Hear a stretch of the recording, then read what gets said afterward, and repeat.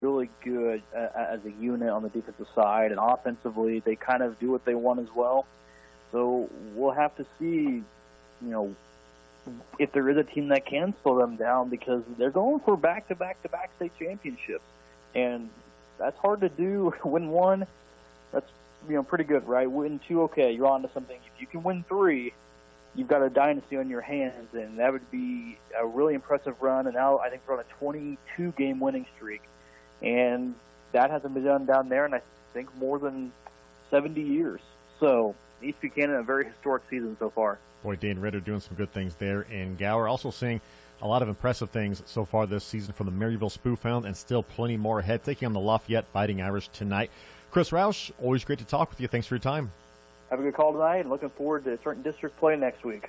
KQ2 News Director, Chris Roush, with us here on KXCV KRNW. We'll take a time out and be back with Maryville head coach Matt Webb. Support for the Spoofhounds on radio comes from the Maryville Forum. For over 150 years, the Forum served the area with local news, sports, and information in print or online at maryvilleforum.com. More at 660-562-2424. And from Northwest Missouri Regional Credit Union, serving the area since 1933, offering loans, savings, and checking accounts, credit cards, share certificates, and online banking. Located at the intersection of Highway 71 and East South Avenue. Today, tomorrow, together. And the United States Air Force, offering more than 130 career choices, education, benefits, and more.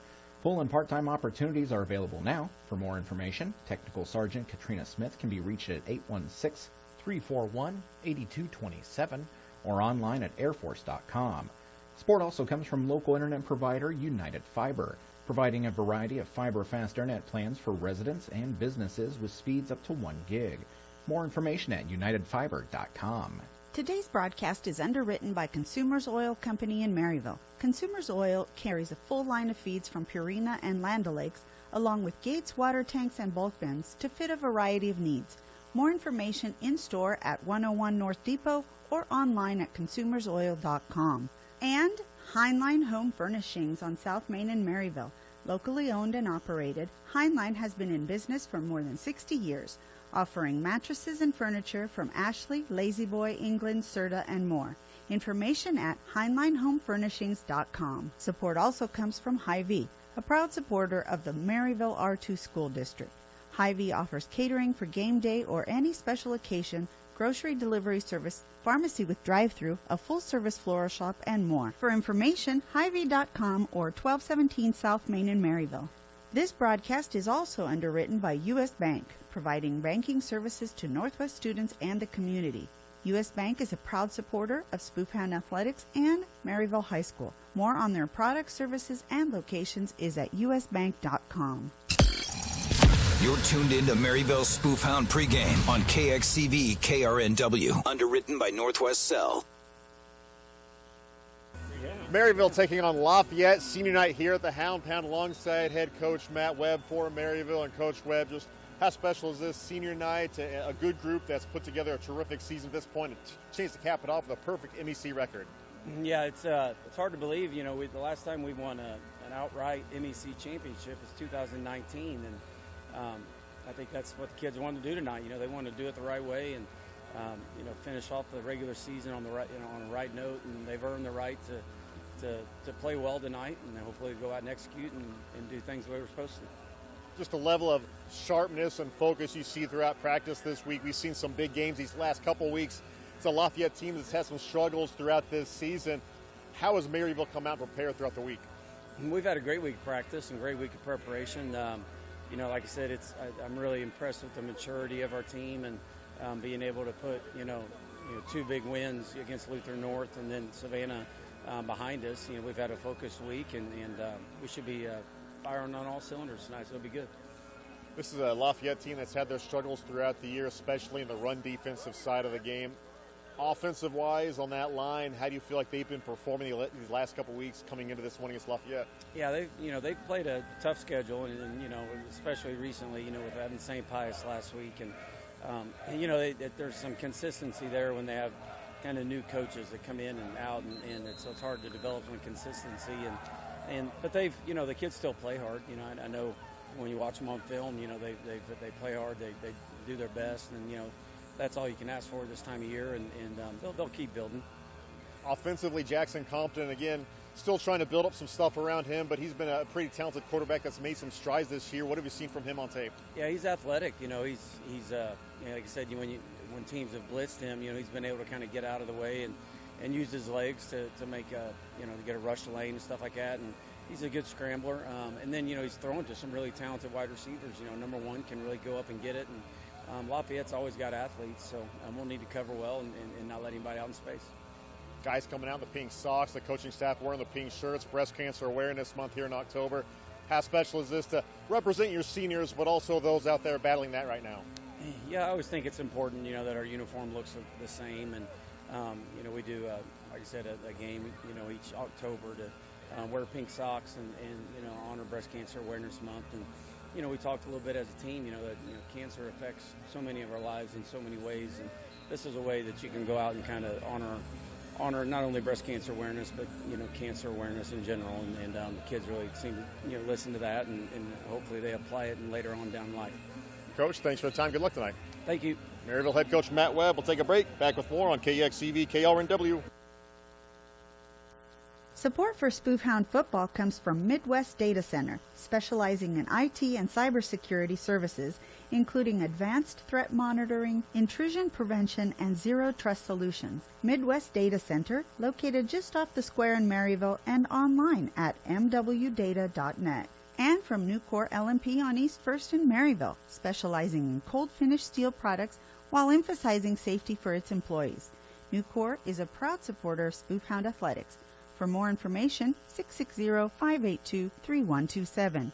And Compass Dental Group, providing full dentistry from braces and implants to same-day crowns and more, from Doctors Bruce Twaddle, Brian Viertaler, and Spencer Twaddle. Compass Dental Group proudly supports Spoofhound Athletics. For information, compassdentalgroup.com. Support also comes from Oak Point in Maryville, an assisted living community that offers residents help with medications, meals, personal care, and more. For information on services or upcoming events, facebook.com/Oak Point of Maryville. This Spoofhound broadcast is underwritten by FCS Financial of Maryville. FCS is a customer-owned ag lender that served Missouri for over a century with loans for farm equipment, livestock, beginning farmers, hunting land, rural homes, and more. For more information, myfcsfinancial.com. And from Hallelujah Counseling on South Main in Maryville, offering Christian-based mental health counseling. Services include anxiety and depression therapy, trauma counseling, stress management, relationship issues, and more. To schedule a consultation, 660-223-1700. Support also comes from Hy-Vee, a proud supporter of the Maryville R2 School District. Hy-Vee offers catering for game day or any special occasion, grocery delivery service, pharmacy with drive-thru, a full-service floral shop, and more. For more information, Hy-Vee.com. Also from Laclede Chain Manufacturing on East 1st Street in Maryville. Laclede is a family-owned company producing various chains for hardware, industrial, snow chains, and more. Additional information is available at lacledechain.com. You're tuned in to Maryville Spoofhound Pregame on KXCV KRNW, underwritten by Northwest Cell. Maryville taking on Lafayette this evening, a chance to go for a perfect MEC record for the first time since 2019. Kickoff right around the corner. National anthem on the way here from the Hound Pound. We'll take a break and be back with more on 90.5 and 88.9. Support for today's broadcast comes from Northwest Cell, serving the region for over 30 years. Along with nationwide coverage, Northwest Cell offers a wide selection of features, including unlimited plans. For more on plans and devices, nwmcell.com. And from Maryville Shelter Insurance agent Brad Ford, a proud supporter of the Spoofhounds. Brad provides coverage for auto, home, life, and business, 24 hours claims assistance, and insurance reviews. More at 562-2911 or at 102 North Buchanan. Also from the United States Air Force, offering more than 130 career choices, education, benefits, and more. Full and part-time opportunities are available now. For more information, Technical Sergeant Katrina Smith can be reached at 816-341-8227 or airforce.com. And from Northwest AV on East 3rd Street in Maryville. Northwest AV offers business and residential design and installation on projects including home theaters, vehicle remote starts, surveillance cameras, and more. Details at nw-av.com. Support for Spoof Hound Athletics comes from Mill & Dinsdale Seed, serving farmers across the region for over a decade. Mill & Dinsdale represents Golden Harvest Seed, Pivot Bio Proven 40, and Precision Planting. To learn more, millanddinsdaleseed.com. And from the Student Body Screen Printing and Embroidery, located on 4th Street in Maryville. The Student Body provides Spoof Hound fan wear as well as custom screen printing and embroidery for teams, clubs, and businesses throughout Spoof Hound Nation. Also from U.S. Bank, providing banking services to Northwest students and the community. U.S. Bank is a proud supporter of Spoof Hound Athletics and Maryville High School. More on their products, services, and locations is at usbank.com. Support for today's game also comes from Twaddle Realty in Maryville. Broker Brian Twaddles provided real estate services for residential, farm, and commercial properties to the area for more than 25 years. More information available at 562-7562 or twaddlerealty.com. You're tuned in to Maryville Spoof Hound Pregame on KXCV KRNW, underwritten by Northwest Cell. Welcome back out to the Hound Pound as we're getting set for some high school football. Maryville hosting Lafayette, the final game of the regular season for each school. Lafayette comes in at 1-7, Maryville at 7-1. Alongside Philip Horn, I'm Matt Tritton, now bringing in the third member of our broadcast team for the evening on the sideline for the night, but right now in the booth with us before she heads down, Caroline Porin, a junior here at Maryville High School. And Caroline, first of all, appreciate you coming on and talking with us, but senior night, pink out game, just a feeling like around the school throughout the week.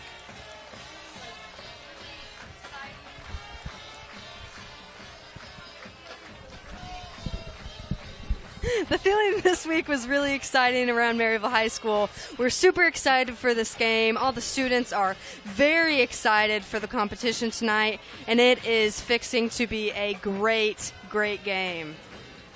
You know, we're looking over at Northwest Missouri State, and they're getting set for homecoming. We've got a big parade and everything coming up tomorrow. Homecoming here at Maryville's a couple weeks ago, but as you go throughout the week and you're leading up to this, of course, a lot of other sports are in the postseason right now. Is there just a certain feel once you get to this time of year? The air changes, and you can just feel just a lot of good things happening around the school? Of course, absolutely. I mean, as other teams are wrapping up, everybody just gets more and more excited for this postseason football games, and especially everything happening at Northwest. And Philip, of course, get to be right here with me throughout the season. Having Caroline in, how special is this for you? Pretty proud moment for this dad. So we're looking forward to seeing what she can do on the sidelines, and glad to have her up here in the booth right now. And now, of course, one thing that we have to let folks know as we dive into this broadcast tonight, we are having a couple issues with the mic to get it to, work consistently. But right now, Philip has it, and we're good? We're good, I think. We're looking real good. Now, once Caroline gets down there, it will get finicky again. We'll see how it goes as we go throughout the night. But, Caroline, appreciate you having coming up with us, and it should be a fun night. Of course. Time for our starting lineups here for the Spoof Hounds as Maryville taking on Lafayette. Once again, the Spoof Hounds have really dominated the Fighting Irish throughout this series. We look back, Maryville's won 13 straight since 2010, outscoring Lafayette 473 to 176. Philip, now, as we take a look at these starting lineups, Maryville coming out, a slight tweak here, at least with the running back situation. So, yeah, we got lineups going tonight. Of course, it is senior night, and this lineup is littered with seniors. Let's start with that offense, and it all kind of operates around number 4, senior Derek Quinlan, having a record-setting type of season, 1,700 yards through the air, 97 of 154. He's put the ball through the air 154 times. Your running backs tonight, number 7, senior Colton Amy. That's also going to be backed up with number 33, sophomore Sadler View, and senior number 23, Don Allen. Your tight end, another senior, 41, Cooper Gassler. Your offensive line, we've got a couple seniors there. Number 57, Landon Liebhart. Number 58, Owen Wonderly. Junior Lucas Viertaler. Freshman Mace McKim. And sophomore Phoenix Phillips. And then out wide is your wide receiver, do-it-all, 700 yards plus on the season, senior Delton Davis. The defense has been lights out, led by number 35, Major Scarborough Wesley Sneed, a senior there, sophomore Phoenix Phillips, junior Lucas Viertaler. Your linebackers, senior Delton Davis, sophomore Sadler View, and Gus McCullough. Your defensive backs, senior Wyatt Gardner, senior Boston Hageman, senior Don Allen, and junior Cole Zarbano. Your captains for this night's game are number 4, Derek Quinlan, number 11, D-Square Delton Davis, number 58, Owen Wonderly, and number 23, Don Allen. Don Allen coming out to the Hound Pound tonight, representing them by carrying Spoof Hound Nation flag. That's quite an honor each and every week. And here they come. You're right, Philip, as we look at it for Maryville. Obviously, the fourth captain always bringing out that flag. This week it is Don Allen, so excited to have him out here, one of these seniors. And so should be a night of high school football here as the Spoof Hounds get set to take on the Lafayette Fighting Irish. We'll step aside and be back with more here from the Hound Pound.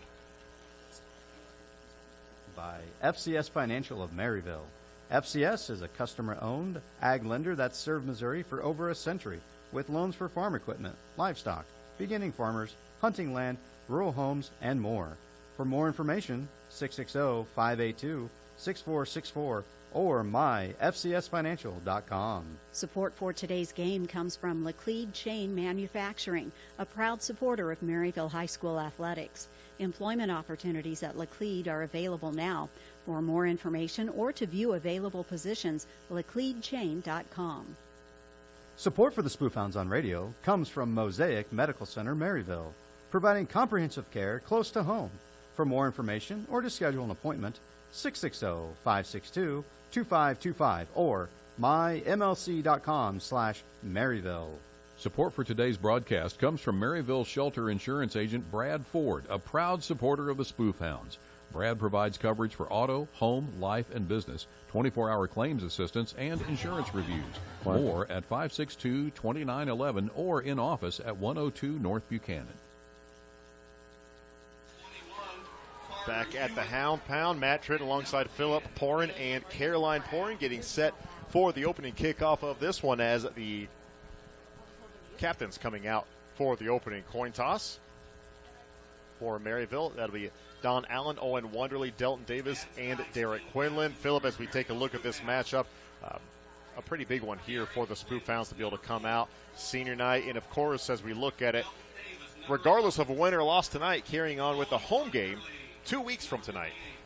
And kind of perplexed right now because the White Hat continues to pick up a yellow flag, walk toward the M, and drop a yellow flag. So I'm not sure if senior night ran a little bit long at 7:02, but I assume Maryville is going to be penalized for something at this point, and nothing like getting into the action early before the game has even kicked off. So we'll be interested to see what that penalty is all about. But, yeah, good energy here tonight. Again, senior night, lots of student athletes, a lot of student participants, a lot of student activities involved in so many activities across the board, and great to see them here on the track. And I think Coach Webb's now having a chance to talk to the White Hat about that flag. He finally saw it as well. But regardless, a beautiful night for football. You know, this is the time of year where the season starts to change, and we've talked about homecoming at Northwest. If you have not been on that campus this week, it is absolutely popping. Just beautiful to walk around campus, see all the colors, and tomorrow that place is going to be a buzz when those gorillas from Pittsburgh State walk into Bearcat Stadium. So big weekend of football here. Fun to have two home games back-to-back, and what we hope to do is celebrate a couple of victories here tonight. So, again, they're at midfield. They're talking it out, and I think maybe a coin has been tossed. We'll see who has won and what each elects to do. And it looks like Lafayette, I believe they've deferred. We'll get the signal here. They have deferred, so they won the toss. Maryville will receive the opening kickoff. It's the Spoof Hounds trying to pick up win number 8 on the season, go to 8-1, go to 6-0 in the MEC. They picked up a share of the conference title with the win last week over Savannah, 39-20. That was a big rivalry matchup, but once again, it's MEC play tonight, so you know this will be a special matchup for both sides. Support for tonight's Spoof Hound broadcast comes from Northwest Cell, serving the region for over 30 years. Along with nationwide coverage, Northwest Cell offers a wide selection of features, including unlimited plans. For more details on plans and devices in WMCell.com. Maryville will receive the opening kickoff, so the Spoof Hounds have a chance to jump on this Lafayette team who, Philip, boy, they're coming off a tough one last week, an 83-14 loss to St. Pius. Yeah, Lafayette has not seen a lot of points go on the board their way. They've been zeroed a couple of times this year, but they've had some real lopsided losses. Not just that one to St. Pius, but the couple weeks earlier, they got beat by Chillicothe 79-38 in that game. Silas Midget had himself a career-type game, 473 yards and 6 touchdowns for the Chillicothe Hornet against this Lafayette defense. propelled him into a national player of the year opportunity through, I think, like a Sports Illustrated type setting. And don't think he quite won that award, but just to get recognized, that's a season for a lot of guys. 473 yards in one game, 6 touchdowns against this Lafayette defense. So there's another flag on the field already. But again, a lot of points have gone the way of the opponent when you're looking at Lafayette. So we'll see what happens here tonight. You know, we've talked about this team before. There are athletes on this team. You can just see that. You can see it when they're warming up. You can see it when they're, you know, just on the sidelines, chipping away at one another. They have some athletes.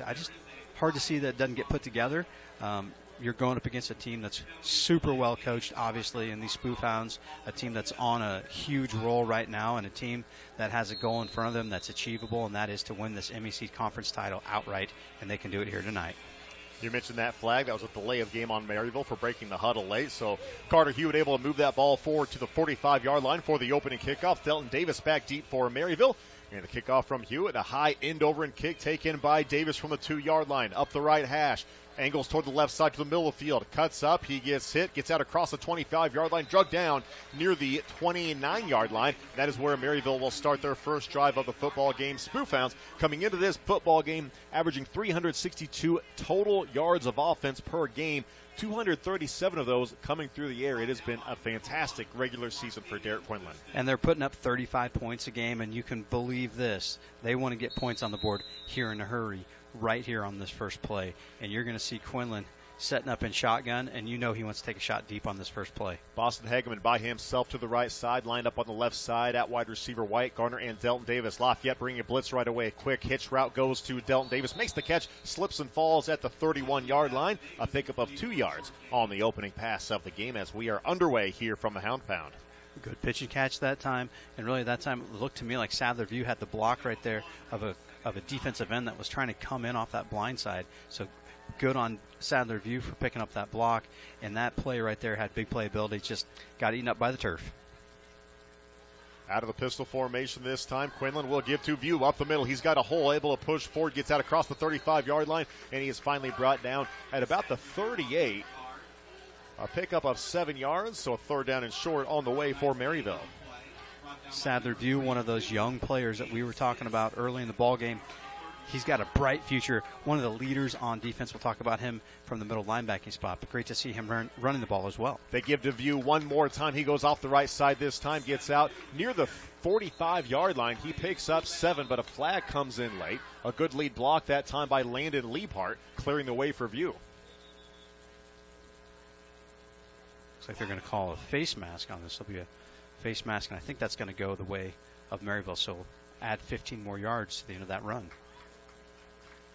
All right, good start for the Spoof Hounds. 3 plays. They pick up a first down, then add another 15 on top of that after the 7-yard pickup from Sadler View. Open up with a 2-yard pass play to Delton Davis, then a couple runs for View that go 7 yards apiece, plus the face mask. So Maryville now has the ball at midfield. Pistol formation once again for Derek Quinlan.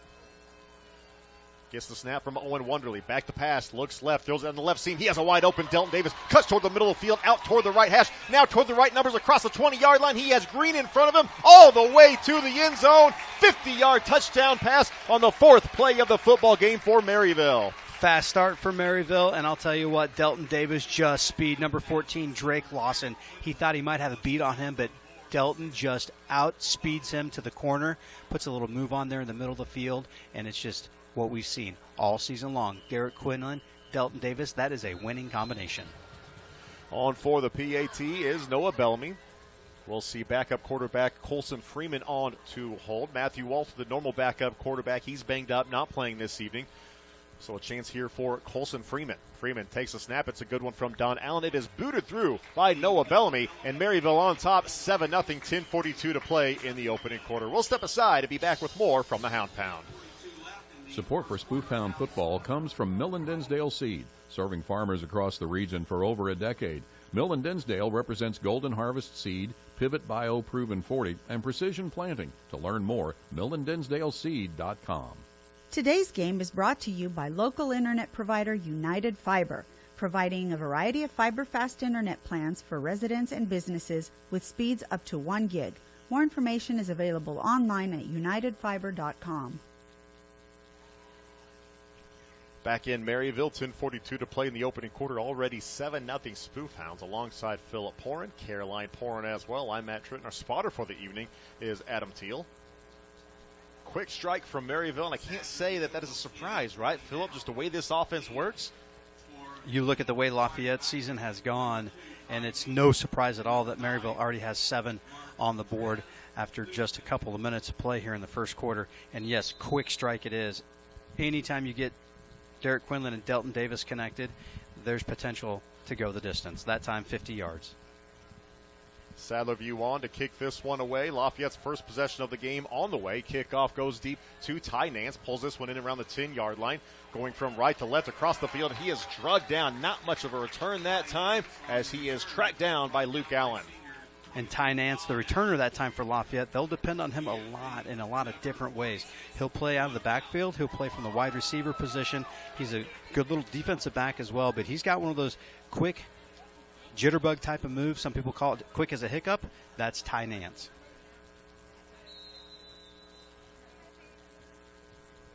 So we'll see Lafayette come out for their first possession of the game. It is Jackson Compton at quarterback.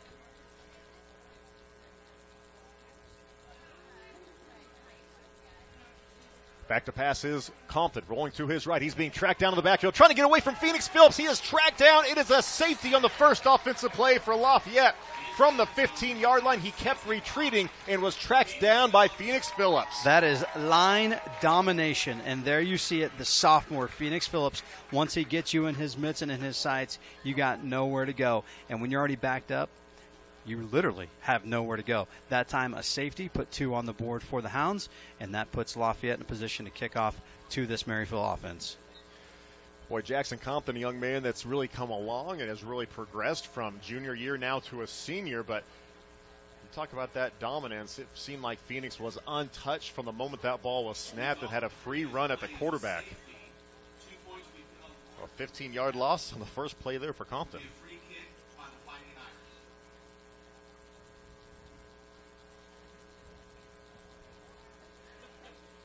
Down on the sideline for us this evening is Caroline Porin.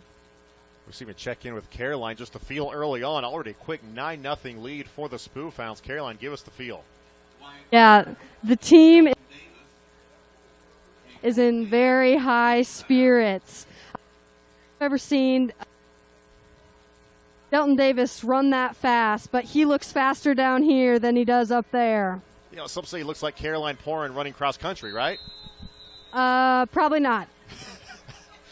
She's being modest this evening, isn't she? 10:29 to play in the first quarter. A high spiraling punt after the safety. It is retrieved by Delton Davis from the 39-yard line. Angles left, gets near the 49. He stops, reverses course, back across toward the right hash. He's got a lead blocker. That's Cole Zarbano. Gets a good block in front. Across the 30, he's got Green in front of him. Another blocker trying to get away from one more tackler. He is drugged down near the goal line. And Maryville looks like they are just shy. No, they're going to say it's a touchdown. Wow, that is a Delton Davis-esque type of run that time, putting on some quick moves here at about the 50-yard line, cutting across the field. One thing that he does is he covers so much ground, not just north-south, but east-west as well. And if Caroline Porin thought he ran fast earlier, that's even faster. And to her point, if Caroline was being chased by 11 guys, she might run a little faster too. He was definitely running fast that time. The patience, too, to get to about the 48, 49-yard line, stop in his tracks, let the block set up, and then get out there. Of course, he had Cole Zarbano leading the way. I think maybe that was Cooper Gassler that got the late block there, too. Regardless, a heck of a play. Maryville special teams as Noah Bellamy comes on, knocks that one through. And 30 seconds after scoring their first touchdown of the game, Maryville tacks on 9 more points. It is 16-0 Spoof Hounds. We will step aside and be back with more Maryville football. Support for Spoof Hound football comes from Midwest Data Center, specializing in IT and cybersecurity services, including advanced threat monitoring, intrusion prevention, and zero trust solutions. Midwest Data Center, located just off the square in Maryville, and online at mwdata.net.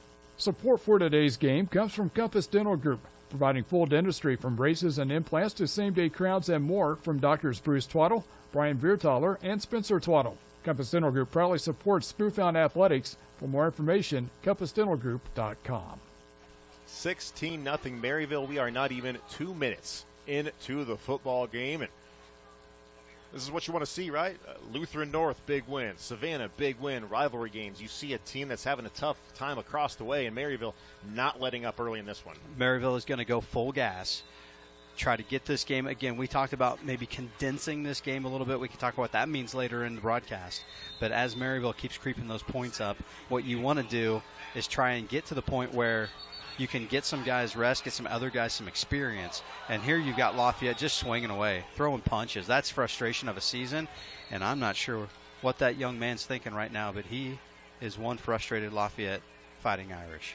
And that looks like that is Javelis Herring, senior offensive and defensive lineman. That you're right. It was a scuffle. There were some green jerseys and white jerseys, some words exchanged, and then Herring, he started throwing punches, which is always a bad idea when the opponent's wearing a helmet.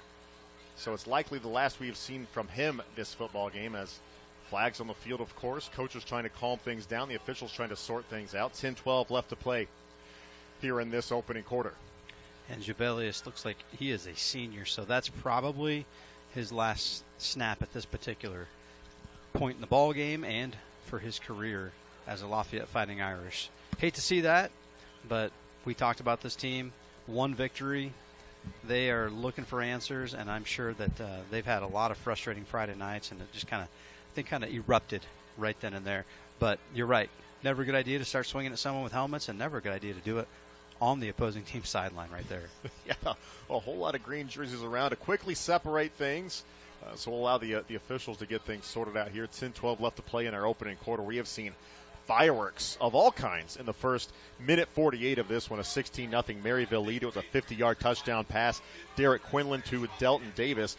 For Delton now, as we take a look at that TD pass, that is his 10th touchdown reception of the season. He has a career high. He had 8 a season ago during a terrific junior year. He also now has 39 receptions on the year. That is one shy of what he had his entire junior season as well. So a terrific season for Delton Davis continues, and that has been a fun duo to watch, the Quinlan-Davis matchup all these years. Yeah, and you could put Davis over the 800 yards receiving for the season mark, so he's going to be just over that.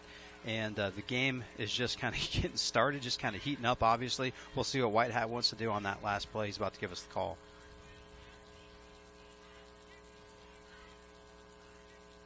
So procedure penalty, of course, Sadler View, kickoff, went out of bounds.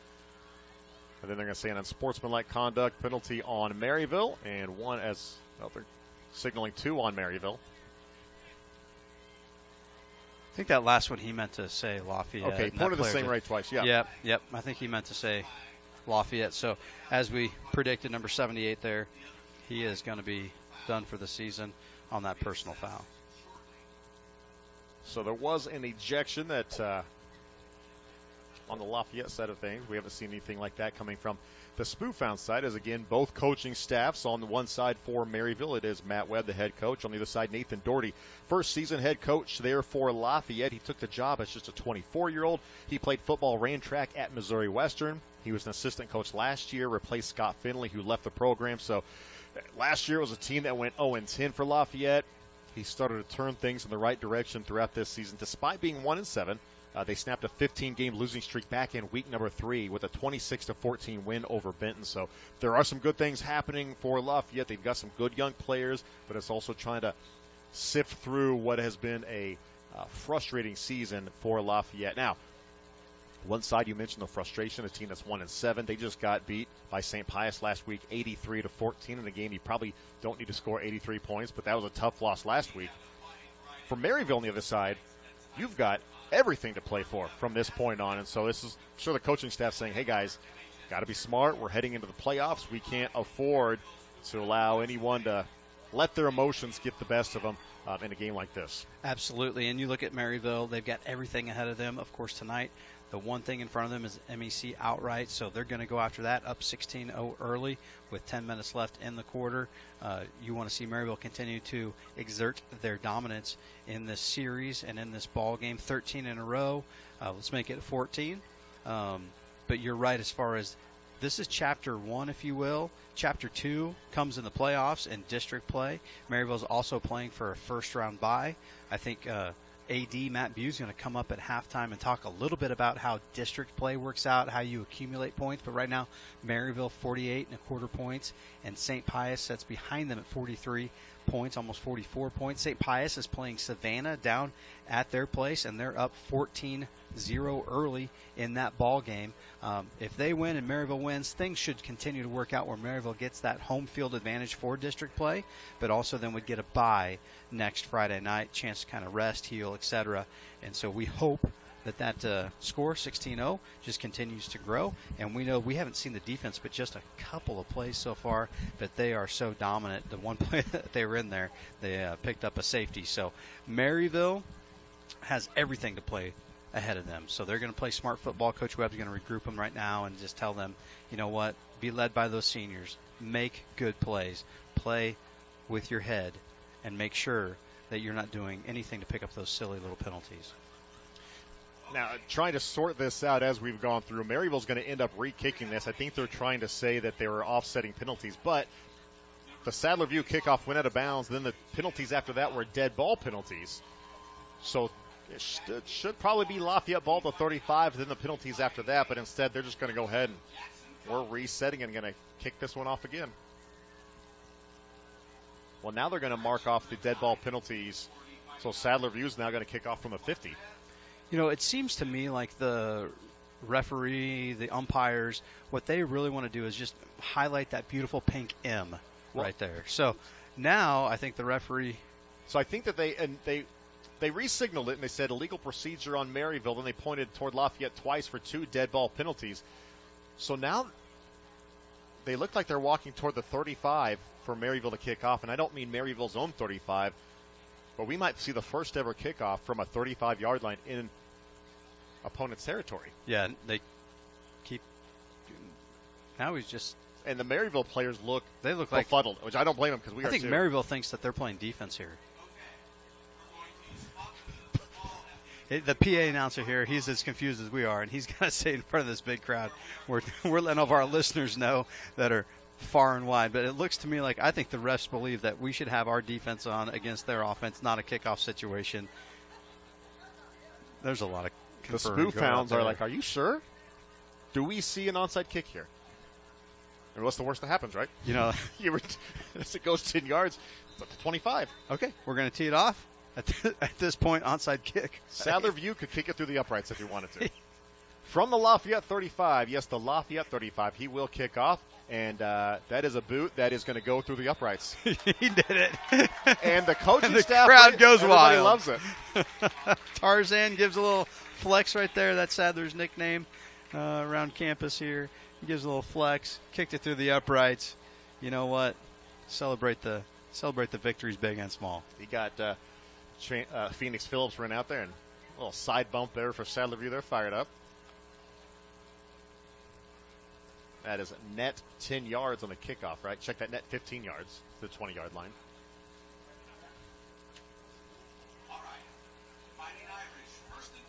So we've almost got through all that and sorted through it, and we're still at 10-12 left to play. We're a minute 48 into the football game. It's almost 25 past 7 o'clock. It's a wild game so far. No commercial breaks. Handoff goes to Tate Crabb going left toward the left tackle. He's going to get stuffed in the backfield. Might have gotten near the line of scrimmage. I think he might have lost half a yard. Matt, I have it on good record that the Maryville High School, they took the ACT on Tuesday, and I'm hoping that someone with a very high score in the 30s could come and try to explain what had gone on throughout that whole process of the kickoff and where that ball landed on the 35. Speaking of really smart people, Caroline Porn, what'd you see? Down here, hard, but, everybody seemed to be a little confused about everything that was going on, but they're all playing hard. Hey, we're still confused, too. We appreciate that report there from Caroline Porn on the sideline. Pass from Compton goes to Martrez Houston. Short gain. He'll pick up about 4 yards, a 3rd and 7 on the way.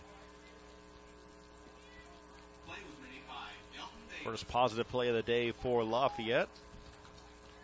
Delton Davis on the tackle there. Delton Davis all everything so far in this first quarter. Single-handedly responsible for just about every point on the board minus that safety, but there he is on defense with a big tackle. Back to pass, Compton trying to throw the screen. It's batted away. Lucas Vierteller got his left paw up there, knocked that one back, trying to set up the screen, looking for Martavian Thuston. Nothing doing that time, a 4th and 7. We'll see the Lafayette Fighting Irish kick it away. And Lucas Vierteller almost got the right trajectory on that ball where he was going to bounce it to himself, a little rebound. He's also a basketball player, and so he about rebounded that to himself. He would have walked into the end zone standing right on the H of Hounds. That's one of those that you see that one whizzing in about face mask high, and it's kind of catches you off guard a little bit. Almost got to put your hand up there more for self-defense as opposed to just trying to knock it down defensively. So we'll see a punt here for Lafayette.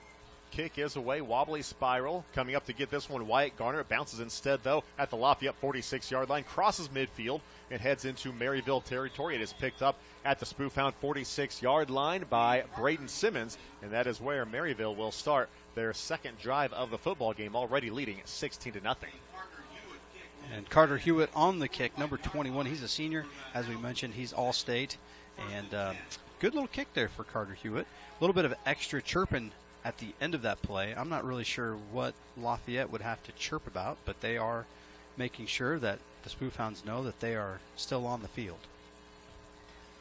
Spoofhound offense coming back out. That last drive that the Maryville offense put together. A couple run plays to Sadler View went for 14 yards. The 2 pass plays went to Delton Davis for 52 yards. Davis also has a punt return for a touchdown, and Phoenix Phillips with a safety. And we've got a Lafayette timeout with 8:39 to play in the first quarter. We'll step aside and be back with more Spoofhound football. Support for KXCV KRNW comes from local Edward Jones Financial Advisors, offering retirement and investment advice to help customers reach financial goals. Jeanette Patchett, J.R. Kurz, Jeff Von Barron, Chad Hannigan, and Scott Nielsen of Edward Jones Maryville are proud supporters of the Spoofhounds.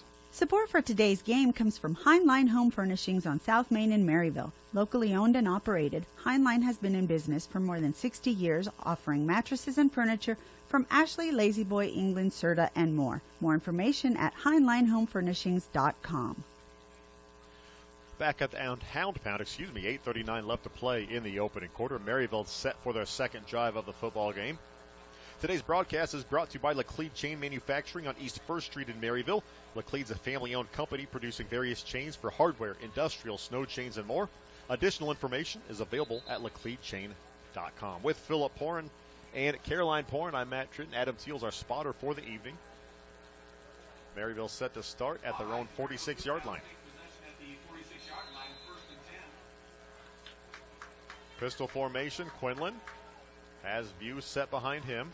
3 receivers on the field. Cooper Gassler at tight end. Back to pass. Quinlan trying to get outside the pocket. Breaks through one tackle. Steps up. Has to shed another. Instead, they're going to wrap him up and bring him down back at the 39-yard line. The sack.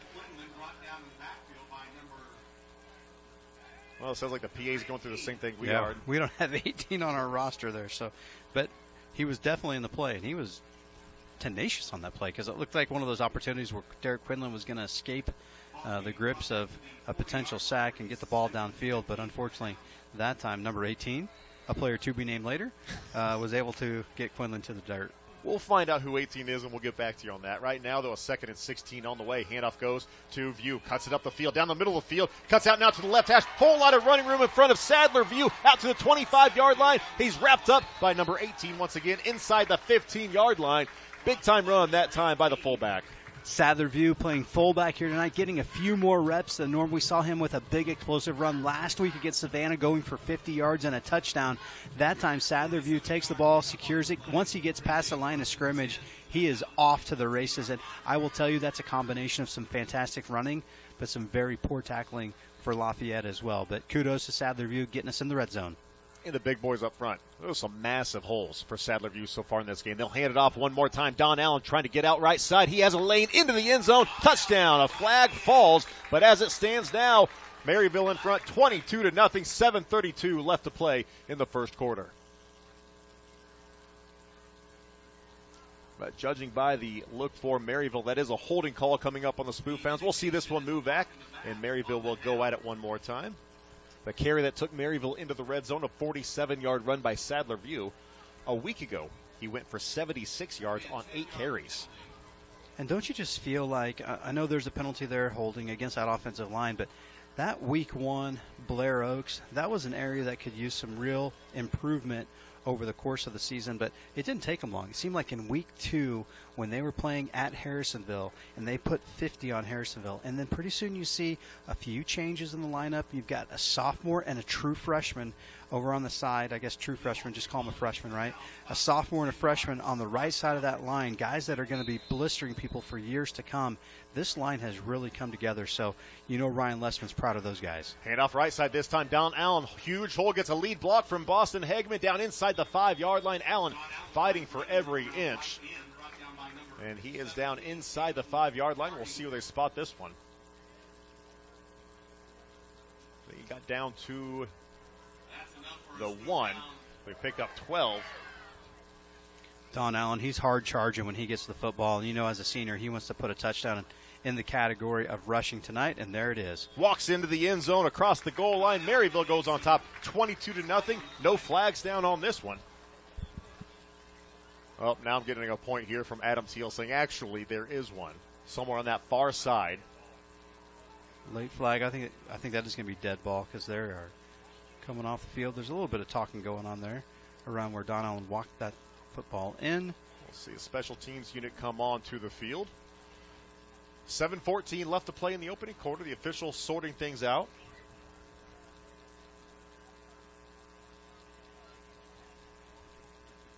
Down in Kansas City, St. Pius now up 14, but Savannah has put 6 on the board. That's late in the first quarter. Savages trying to battle back. This penalty will be coming up on Lafayette. If you think about the top 3 teams in the conference, Savannah, Pius, and Maryville, Savannah took it to Lafayette 50-0. As you mentioned earlier, last week Lafayette lost to St. Pius 83-14. And so far here tonight, Maryville up 22-0 with an extra point on the way. And we've got dead ball on sportsmanlike penalties on both teams. Those are offsetting. The touchdown is good, so we will go ahead and have an untimed down here as Noah Bellamy set to get the PAT after that 1-yard touchdown run by Don Allen. 2 carries for Allen, 13 yards on the day so far.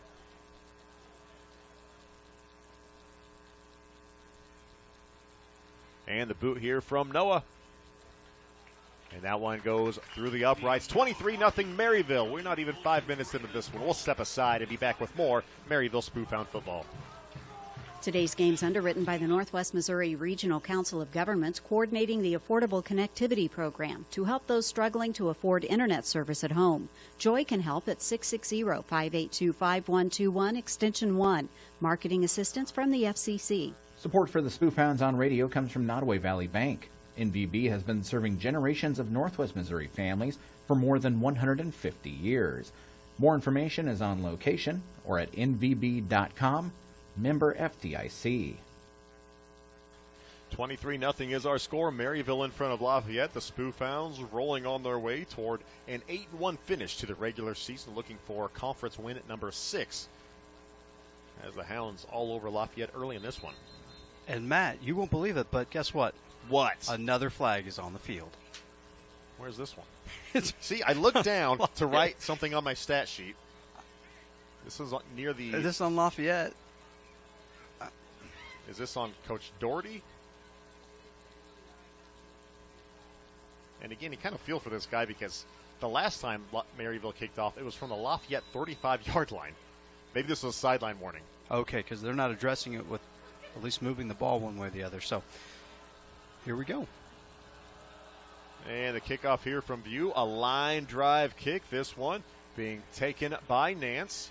Cuts out toward the left hash. Gets outside, and he's wrapped up by a pair of defenders. Zarbano just missiled him. That was a great tackle that time by your safety, Cole Zarbano. He's had a fine football season, and you love to see on special teams, you've got your starters out there contributing and just kind of leading the way for some of these younger guys that aren't maybe getting as much playing time, but they're able to see that, hey, you know what, if some of these starters, some of these big names are getting out there making plays, I'm going to do it too. 7:06 left to play in the first quarter. As the officials blow things dead before Lafayette can get on the football. They're going to come over and have a quick talk here with Coach Webb. Not real sure what the issue is. Cole Zarbano checks out. Now we're going to see Lafayette line up for their next possession. One ended in a safety on the first play of the drive. The next was a 3-and-out. Here's Jordan Compton. He's going to hand this ball off up the middle and immediately hit and dropped a 1-yard pickup that time for the Irish. Crab up the middle. Not a lot of running room that time. Yeah, the defensive line's pinched down so well over the last couple of weeks. Last week it was Cade Chappelle trying to stop him. He put up big numbers a year ago when Maryville faced him in the regular season at Savannah, but then faced him in the district final. Last week, not the kind of week he wanted. He had 200 and 300 yards against Maryville in those other games. Last week, just at about 100 yards, maybe a little less for Cade Chappelle, and the defensive line picking up where they left off last week. Low pass this time from Compton, looking for his receiver. That one pulled in by Martrez Thurston. That one gets him out to the 30-yard line. They'll pick up about 4 and a 3rd down and 5 on the way for Lafayette. And Thurston, one of those guys who's a junior, does a lot of things for the football team, whether it's in the backfield or playing wide receiver, also a defensive back. But he's one of those guys that you think, Coach Doherty can build on as they move forward. So getting him involved often is going to be an important part of their game plan. Compton throwing here on 3rd down and 5, looking left down the seam. That one comes up short, looking for Thurston once again. The coverage that time by Wyatt Garner. And I feel like Garner, we've mentioned some highlights here and there, but he's quietly had a really solid season at defensive back here for the Spoof Hounds. A defensive back that's not afraid to step up and lay a lick on a ball carrier. He has 28 tackles. He has 3 interceptions so far on the season. That time in coverage, and that forces a 4th down for Lafayette. And you know how you make your defensive backs look good? You got a guy like Wesley Sneed who's in the face of the quarterback. When he's barreling down on that quarterback and putting that kind of pressure on him, he's going to let the ball go without being able to step into it, and that gives your defensive backs all kinds of opportunities. Carter Hewitt pulls in a high snap. That ball came off his foot wrong. A wobbly high kick that comes up short, takes a Lafayette roll and heads into Maryville territory. It'll be down at the 43-yard line. That's where the Spoof Hounds will take over, 57 yards from pay dirt. As we've got another flag down near the Lafayette sideline. Still 5:39 left to play in the first quarter.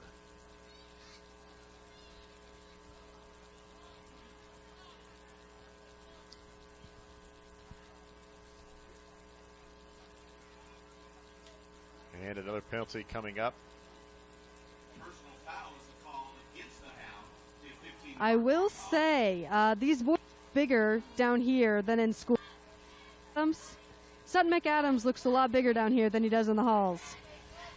You put some pads on it, kind of, it adds to it a little bit, right? Makes them a bit.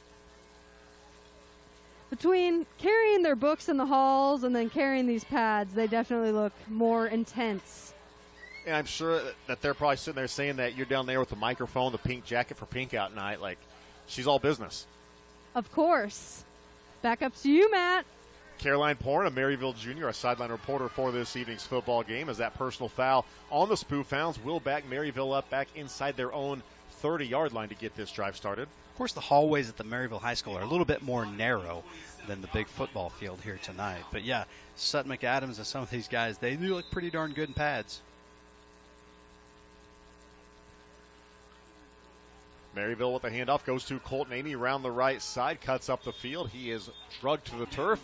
That time, that tackle by Jake Danner, a sophomore out of Lafayette, and a pickup of 5 on first down. A pickup of 5, but you see your tackle, Lucas Viertaler, you want to see him get past the first level to the second level, meaning he's going to take out a linebacker. That time, Lucas Viertaler gets to the third level, and he takes out safety Martez Thurston. And once again, it is Amy. Amy straight up the middle, spinning off defenders. He gets out to the 48-yard line, picks up 16 on second down and 5.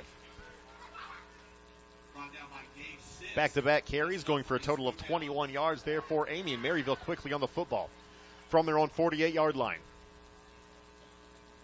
Quinlan hands off once again. This time goes up the middle to Delton Davis. Davis spins off a couple tacklers, finally wrestled to the ground. He is taken to the turf by Zach Pribble, but not before Davis pushed the pile forward, and he'll pick up 8 on first down. Big tackle that time by Zach Pribble. That's a big guy bearing down on you, but that play made, again, extra yards picked up because Delton Davis is so shifty, so fast, and when you get the ball in his hands, he's so creative. Maryville quickly into Lafayette territory from the 44-yard line. Derek Quinlan looking to pass, going deep, looking for Boston. Hageman pulls that one in right over his shoulder. Easy pitch and catch. Quinlan to Hageman, and Maryville goes on top after that 44-yard touchdown pass. What a play that time, and that's just what you see when Derek Quinlan has time to step into a throw. We talk about it every week. It is a beautiful looking pass that he puts downfield. That time puts it right on Boston Hageman. Great to see him get involved in the football game and get involved on senior night with a 44-yard bomb. And especially last week, we saw him exit the game after about the second quarter. So great to see him back in action tonight. And not terrible coverage that time either, as PAT on the way from Bellamy is good. Make it a 30-0 Maryville lead. There's a defender in the area, but again, that pass was so perfect right over the left shoulder. Hageman pulled that one in. Sometimes Phillip, too. I feel like you have those moments where you see a receiver get a step on a defender, the perfect pass comes in. Sometimes those are the hardest ones to catch because you know the expectation is to pull that one in, but Boston made it look easy. And Derek just puts so much air under the ball, throws such a tight spiral and just nosedives it into his offensive player's hands. He puts so much air under it, and you're just running stride for stride. And those are the catches that I know probably for you back at Union Star. You might have dropped one or two of those, but, you know, that's what speed do. When they see a guy like you out there, they see a guy that you and Boston kind of same height, probably same in a foot race. Boston maybe just with a little bit better hands. Could be the glove technology. I appreciate you saying good in a foot race. I still am quite slow. So I've seen you run by my front porch, and I would disagree with that completely. Well, that's usually around dinner time. I'm trying to get home. Boston's out there flying in pads. Might have a couple inches on me, too. As the senior wide receiver pulls in his third touchdown catch of the year. That is his longest reception of the season as well. Previous long was 42. That one goes for 44 yards as Sadler View boots it into the end zone, a touchback, and we'll see Lafayette take over at their own 20, trailing 30-0.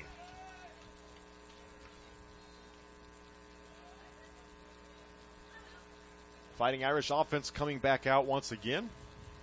So far, 0 for 2 and a couple third downs. Also, a safety back on the opening play of the game offensively as Compton kept going back and back and back. Phoenix Phillips tracked him down into the end zone. It's a 30-0 lead early in this football game.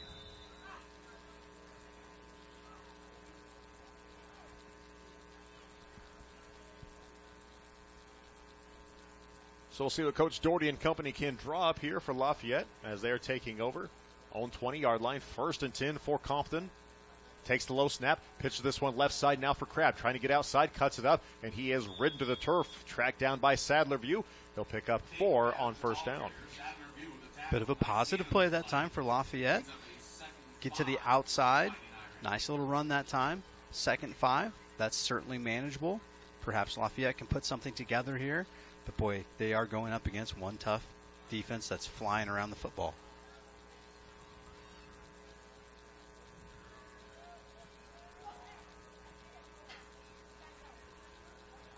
Shotgun formation once again for Compton. 2 receivers either side. Now they'll put a man in motion. That is Thurston going left to right, trying to cut it up the field. He is met by 3 green jerseys driven backwards.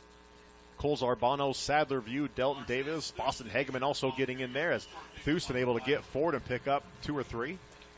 Moving around really well tonight from all levels. Defensive line playing splendid football, but then you get to that linebacking core, and they've just been so fast all season long. Sadler View is leading that crew, and he is having one fine season. 76 total tackles for Sadler View, leading the Spoofhound defensive football team.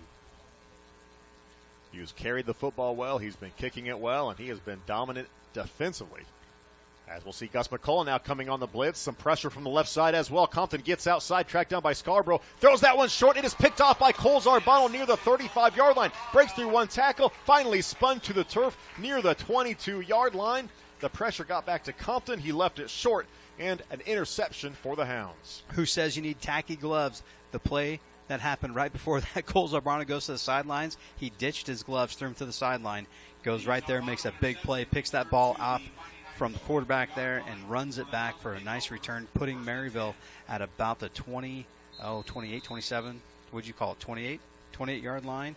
And every time Maryville's got the ball, they just seem to be in a really nice spot. How about 23? You want to go 23? 23. Let's do 23. Inside 3 minutes left to play here in the first quarter. So will we see Cole wear those gloves the rest of the season? He just got a pick. You can't go back to him, right? Maybe when it gets colder. Back to pass. Delton Davis, why not? Throws this one left side looking for Derek Quinlan. Throws it short. Quinlan turns in from receiver to defensive back, and he's going to get called for a pass interference as he was trying to knock that one away from Martrez Houston. A little tricky, though. Trying to get Delton Davis a touchdown pass. That's right. He's gotten it just about every other possible way, so why not get it from the quarterbacking position? He's athletic enough to do so, and Maryville says, you know what? Let's just line that back up again, see what we can do.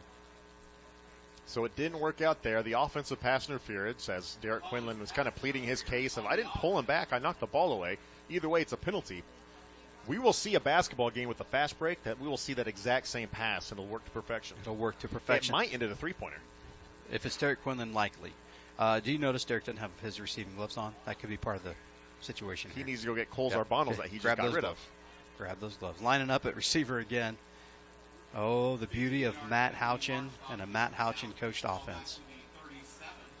So as we expected to see in the first quarter, Delton Davison's shotgun at quarterback with Don Allen to his left. Split out wide left is Derek Quinlan. The fade route going to Quinlan down the left sideline. He has a step on his man, pulls it in at the 10, fights his way into the end zone. Touchdown, Spoof Hounds.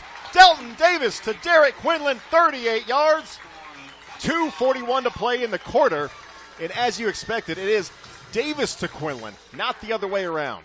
This is absolutely playing a train wreck on my stat sheet, Matt. Now I got to change everything around and put down that Delton Davis is playing quarterback and Derek Quinlan's catching the football. Oh, my goodness. What is happening here? 38-yard touchdown. And you know what? Just like a Derek Quinlan pass to Delton Davis, that was pretty good. Is that Sadler View at quarterback now?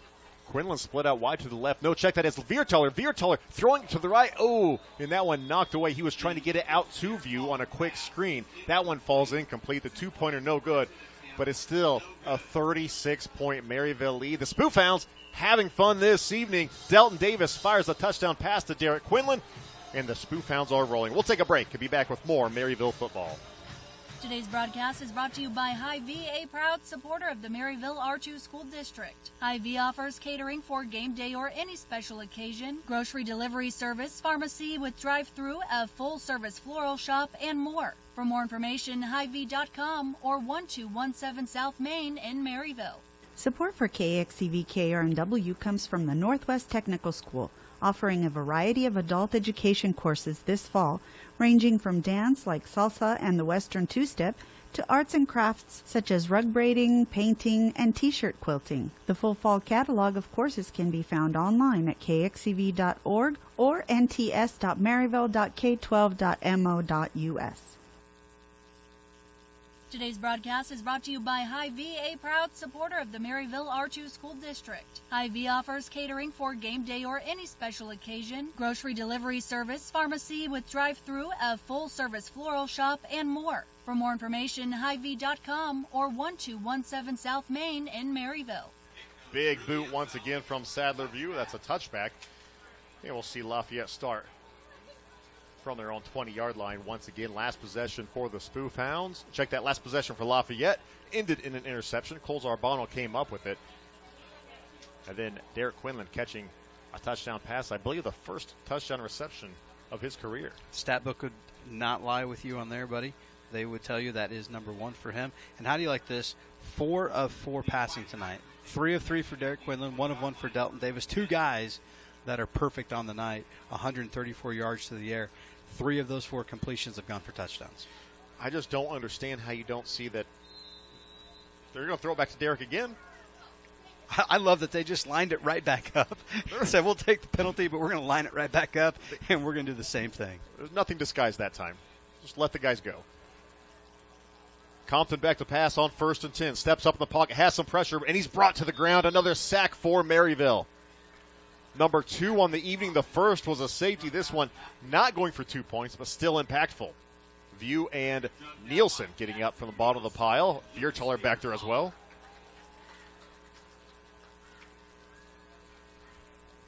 We talked early in the broadcast that, this Maryville defense is only allowing 137 yards per game. And right now, Lafayette would settle for a first down. They haven't even seen that happen here thus far tonight, whether it be penalties or just negative plays. Maryville's defense, boy, they're ramped up. They came out to play. Compton, the handoff goes to Crabb, breaks this one out right side. Delton Davis gets there, and then he is hit by Don Allen. Davis was trying to spin him to the ground. Allen came in to clean things up. Delton was able to hold him up just a little bit. Don Allen laid the pop to him. And last week, I think it was Don and was it Major? I think it was Don and Major. They had a big collision here on the sideline.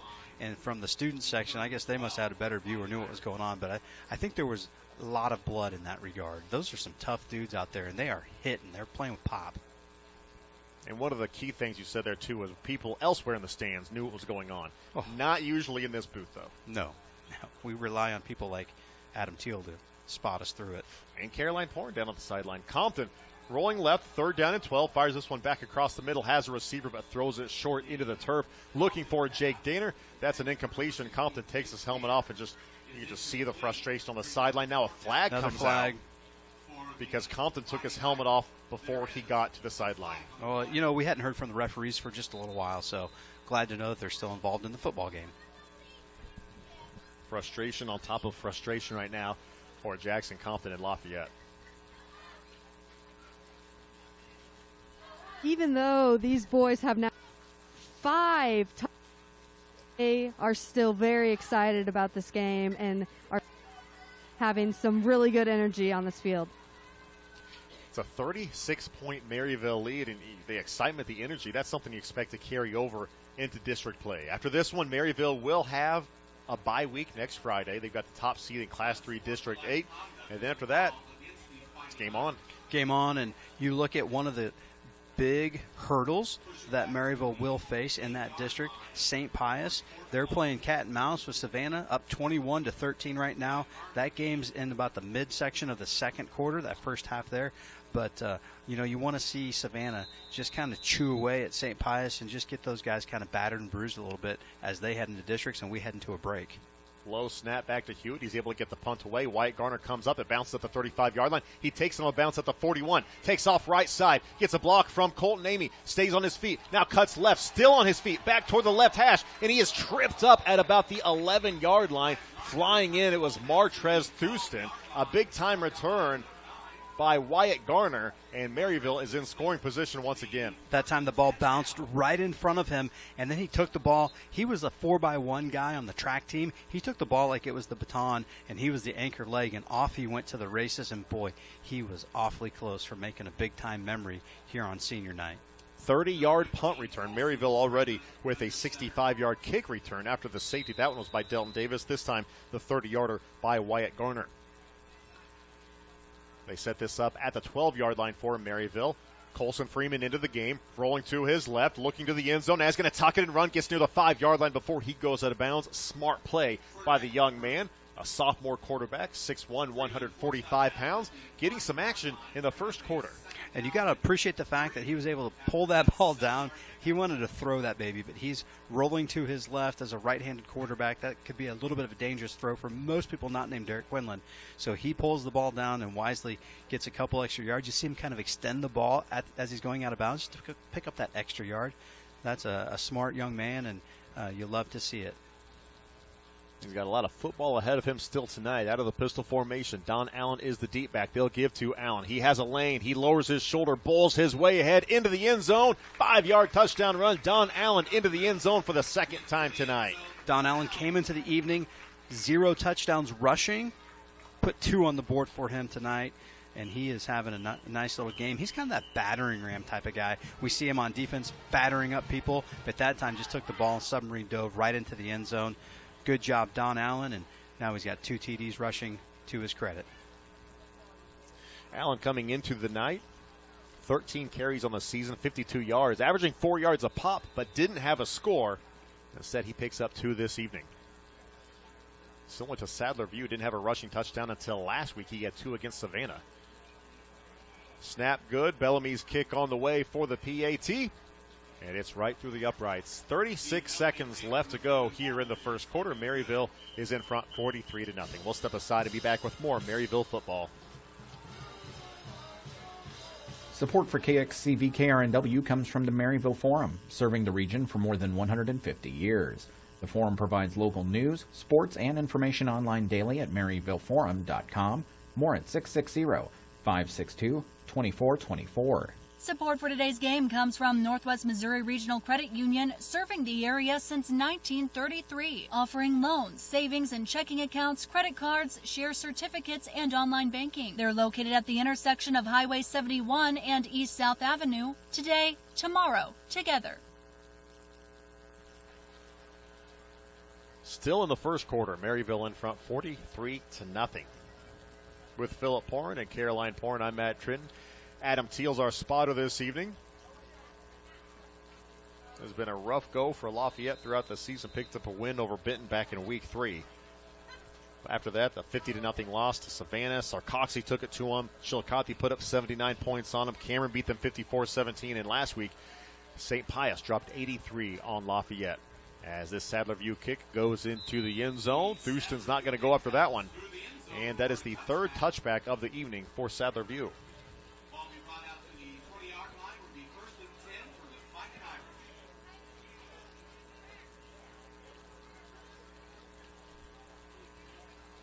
Inside a minute left to play here in the opening quarter. As Lafayette back out for another drive, and you mentioned it before, just a team that's just trying to find a little momentum here and there. They're trying to see if they can work their way down the field, maybe pick up a first down and get a little momentum in this quarter. Yeah, Lafayette's kind of been that. They've just been living in no man's land. If you're the offensive coordinator, you're just pinned back on every drive, whether it be that you are picking up those unnecessary penalties, or you're just throwing passes that are 10 yards incomplete, or in some cases like that one, almost intercepted. You saw Cole Zarbano with a big INT early. Just not a lot of accuracy right now because you don't have time to plant your foot and throw the ball downfield. Compton trying to get that one to Thurston right away. Thurston couldn't catch it, and if that one had sailed just a little further, that was going to be a pick 6 for Gus McCullough. 43-point Maryville lead. Now, meanwhile, tough go for Lafayette. They still have to turn around and play in a district tournament starting next week. So it's not like things are done after tonight.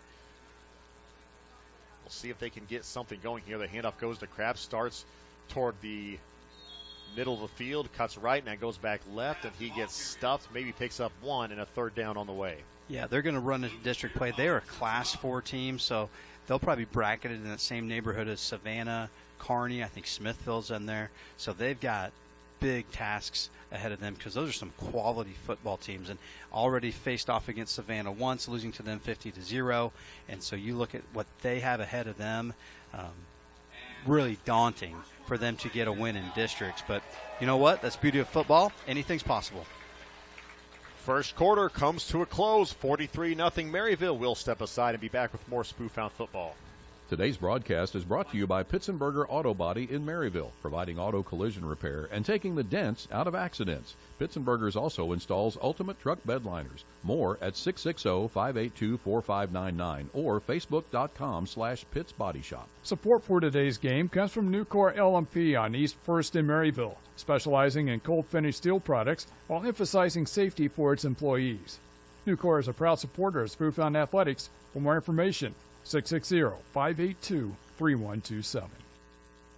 Support for KXCV KRNW comes from local Edward Jones Financial Advisors, offering retirement and investment advice to help customers reach financial goals. Jeanette Patchett, J.R. Kurz, Jeff Von Barron, Chad Hannigan, and Scott Nielsen of Edward Jones Maryville are proud supporters of the Spoofhounds. Today's game is brought to you by local internet provider United Fiber, providing a variety of fiber-fast internet plans for residents and businesses with speeds up to 1 gig. More information is available online at unitedfiber.com. Just about set to get this second quarter underway. Philip Porn's trying to scour his notes to see the record for points in one quarter. Maryville just dropped 43 on Lafayette in the opening quarter. If that is not a record, I would be a bit surprised. That is a lot of points put up by Maryville in that first quarter, and we got 3 more quarters to go. You wondered, Pius put up 83 last week. You can kind of see if this keeps rolling, it could get ugly real fast, but I don't think Coach Webb will let that happen. Tate Crab lined up to the right of Compton, now switches over to the left side as Maryville shows blitz. Compton fires this one downfield. His receiver falls. The ball drops in complete. And we'll see a punting situation come up for Lafayette as Compton now 2 of 5 passing for 8 yards. And that time, number 16, Jake Danner. Really, that play had a chance to be successful, and then your tight end falls on the turf. So just bad luck mixed with some decision-making, mixed with just kind of being out-schemed and out-athlete, if you will. Maryville, we've talked about all season long, they're just athletes all along that defensive front, that linebacking group, and then you look at that secondary. They are tough. Hewitt gets away another punt. This one, not another great punt. Came off his foot weird, but a fair catch called for by the Spoof Hounds and Wyatt Garner out near the 40-yard line.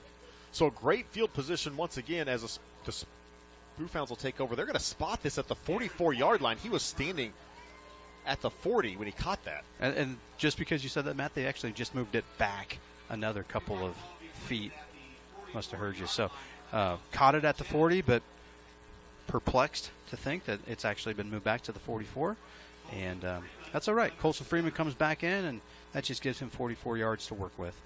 He got some action with about a minute left to go in the first quarter, orchestrated a short touchdown drive. Now he'll go under center from the Lafayette 44-yard line. He turns. He's going to hand off up the middle. Sadler View gets to the first level. Now he's off to a foot race down the 25-yard line. Flags come down up the left sideline. Tripped up near the goal line. They're going to spot him near the 1-yard line. Big opening that time for Sadler View. And View's going to check out. Gavin McAtee comes into the football game. A long first quarter and already off to a long second quarter here for Lafayette. Thought we saw some flags tossed, but they're going to go ahead and mark this one inside the 5-yard line. Spoof Hounds in good field position. 41-yard carry that time by Sadler View. Previous carry was a 47-yarder. That set up a touchdown. Colson under center. Hands off this time. Amy. Amy makes a cut. Lunges forward. Gets near the goal line. They're going to... That was a very weak touchdown signal, but they're going to say it was a touchdown. He was kind of looking at some chippiness going on right at his feet, but gave kind of a half touchdown symbol. Well, we'll take all 6 of the points. So another touchdown for the Spoof Hounds, and that time Colton Amy, good to see him. He's a senior. He's had 159 yards on the ground, 3 touchdowns, 2 touchdowns, make it 3 after that nice run right there. Nice cut, nice way to lower his head and bowl into the end zone. A 3-yard touchdown carry for Colton Amy. It's 49-0. A PAT on the way for Noah Bellamy. We are 34 seconds into this football, in this second quarter, I should say. Excuse me. As you're listening to KXEV Maryville, KRNW Chillicothe. Freeman gets the snap down. Kick on the way, and it is good. Make it 50-0 in the second quarter. We'll take a timeout. Back with more on KXEV KRNW. Support for Spoofhound Football comes from Midwest Data Center, specializing in IT and cybersecurity services, including advanced threat monitoring, intrusion prevention, and zero trust solutions. Midwest Data Center, located just off the square in Maryville, and online at mwdata.net. Support for KXCV KRNW comes from Nottoway Valley Bank, celebrating more than 150 years of service to Northwest Missouri. More information on location or at nvb.com. Member FDIC. 50-0 Maryville. The Spoof Hounds put up 43 points in the opening quarter. Caroline Porin is our sideline reporter. And Caroline, what's it like to be a part of history, the longest and most fruitful offensively first quarter in Maryville history?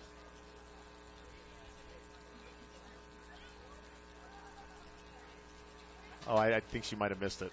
That's okay, Caroline. We'll get you next time. I think she's trying to get her ears to work.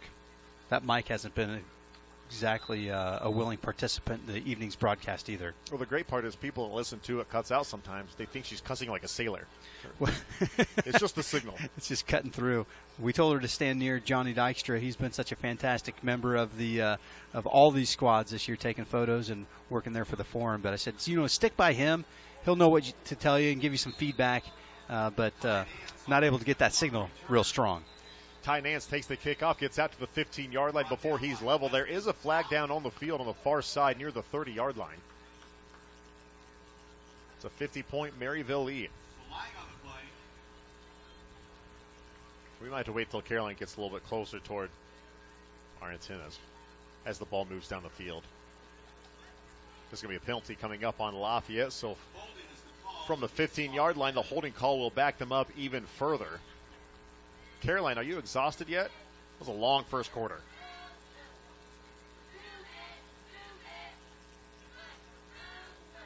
She may not be exhausted, but I think the microphone. The microphone's been through a lot. Microphone might be. She's definitely has a great report going on right now. It's just not. It's just nobody can hear it. Oh. We'll Hold on. We'll keep working on it. We'll get this figured out. This is like man. Hello? Hey. Oh, we lost it again. This is like a 1980s McDonald's drive-thru. That's the excitement as we're still waiting on them to mark this penalty off. It is going to be back inside the 10-yard line, it looks like, for Lafayette to take over on this drive. Well,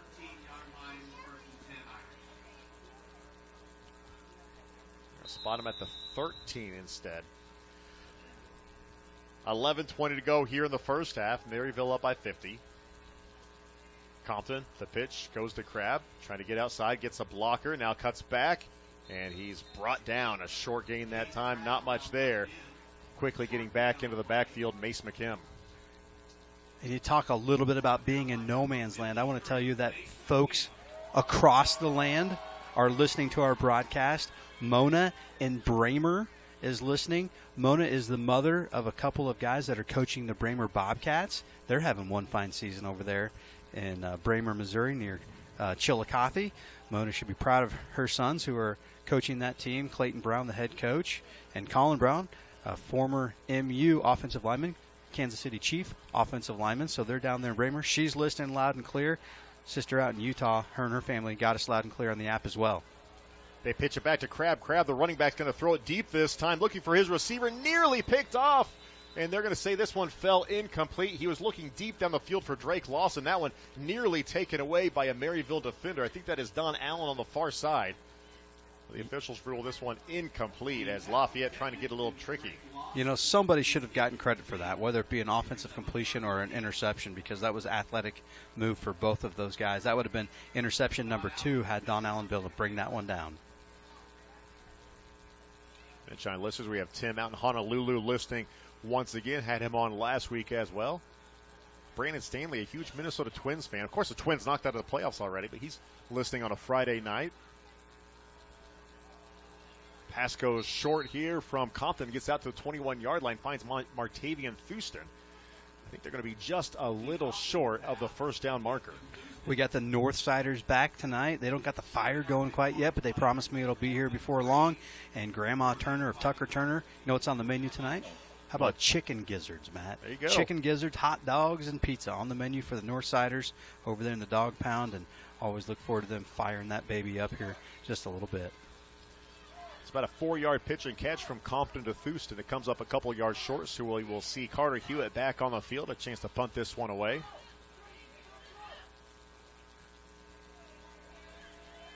And a high punt toward the Maryville sideline. Takes a bounce right around the 46 and goes out of bounds. They will spot it at the Lafayette 46-yard line. So plus territory, plus field position once again for the Spoof Hounds to start out this drive. We saw Colson Freeman come out and quarterback Maryville from the 44-yard line in last time. Now he'll start at the 46 this possession. Maryville kind of switching to the ground game, 118 yards rushing so far.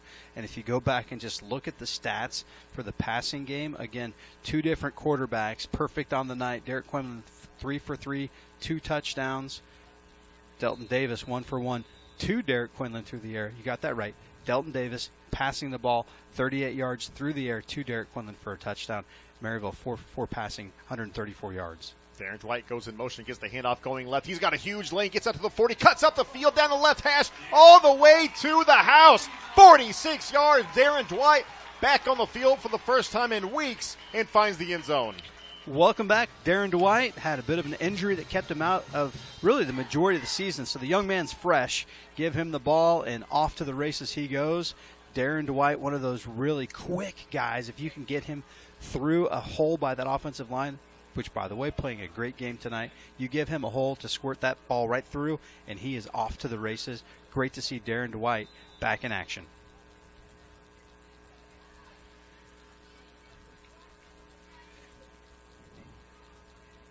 believe he is the 6th different spoof hound to score a touchdown in this football game, as the kick is through the uprights, and it's a 57-point Maryville lead here in this second quarter. Spoof hounds in front of the Lafayette Fighting Irish as Dwight takes that one 46 yards to the house. We'll step aside and be back with more Maryville football. Support for today's game comes from Nucor LMP on East 1st in Maryville, specializing in cold finish steel products while emphasizing safety for its employees. Nucor is a proud supporter of Spoof Hound Athletics. For more information, 660-582-3127. Support for today's Spoof Hound broadcast comes from Northwest Cell, serving the region for over 30 years. Along with nationwide coverage, Northwest Cell offers a wide selection of features, including unlimited plans. For more details on plans and devices, nwmcell.com. Darren Dwight, 46 yards into the end zone. It's a 57-point Maryville lead. Philip, any updates elsewhere as Savannah trying to salvage a game before heading into districts against St. Pius? Yeah, St. Pius, they're coming down to the final ticks of the clock. They're in the second quarter, 20 seconds left. St. Pius 21, Savannah 13. So Savannah hanging in there with St. Pius. St. Pius, that one team that just mirrors Maryville in so many different ways. Their quarterback, Hudson Bailey, just a sophomore. He's put up 1,600 yards over the course of the season, 25 yards passing, or 25 touchdowns through the air. So this is a team that's going to be dangerous. It's going to be a team that we anticipate seeing at some point in districts if we can keep this thing rolling. But St. Pius kind of hanging in there with Savannah right now. Houston trying to return that kick for Lafayette. That one bounced off his shoulder pads. Bounces forward a couple yards. He dives on top of it, preventing a turnover. And so we see Lafayette coming out here in this second quarter, still searching for that first elusive first down. And you mentioned earlier, right before the break, 6 Maryville players have put the ball across the goal line so far tonight. That's great distribution, and we've seen 3 different quarterbacks, and they've all played very well. Now 6 different players, but Delton Davis has returned one, thrown one, and received one. Derek Quinlan's thrown a couple and also caught one as well, so multiple ways of getting involved. As a pass deep that time, Compton down the right sideline. It comes up incomplete, but a pass interference flag comes down. This one going to be on Don Allen. Yeah, that time Don Allen looked like he had pretty good coverage. You don't know what's going on hand-fighting-wise down there. Turned his head at the last second, almost put himself in a position to intercept that football. But instead, the referees throw the flag. That's going to PI on number 23, the senior Don Allen.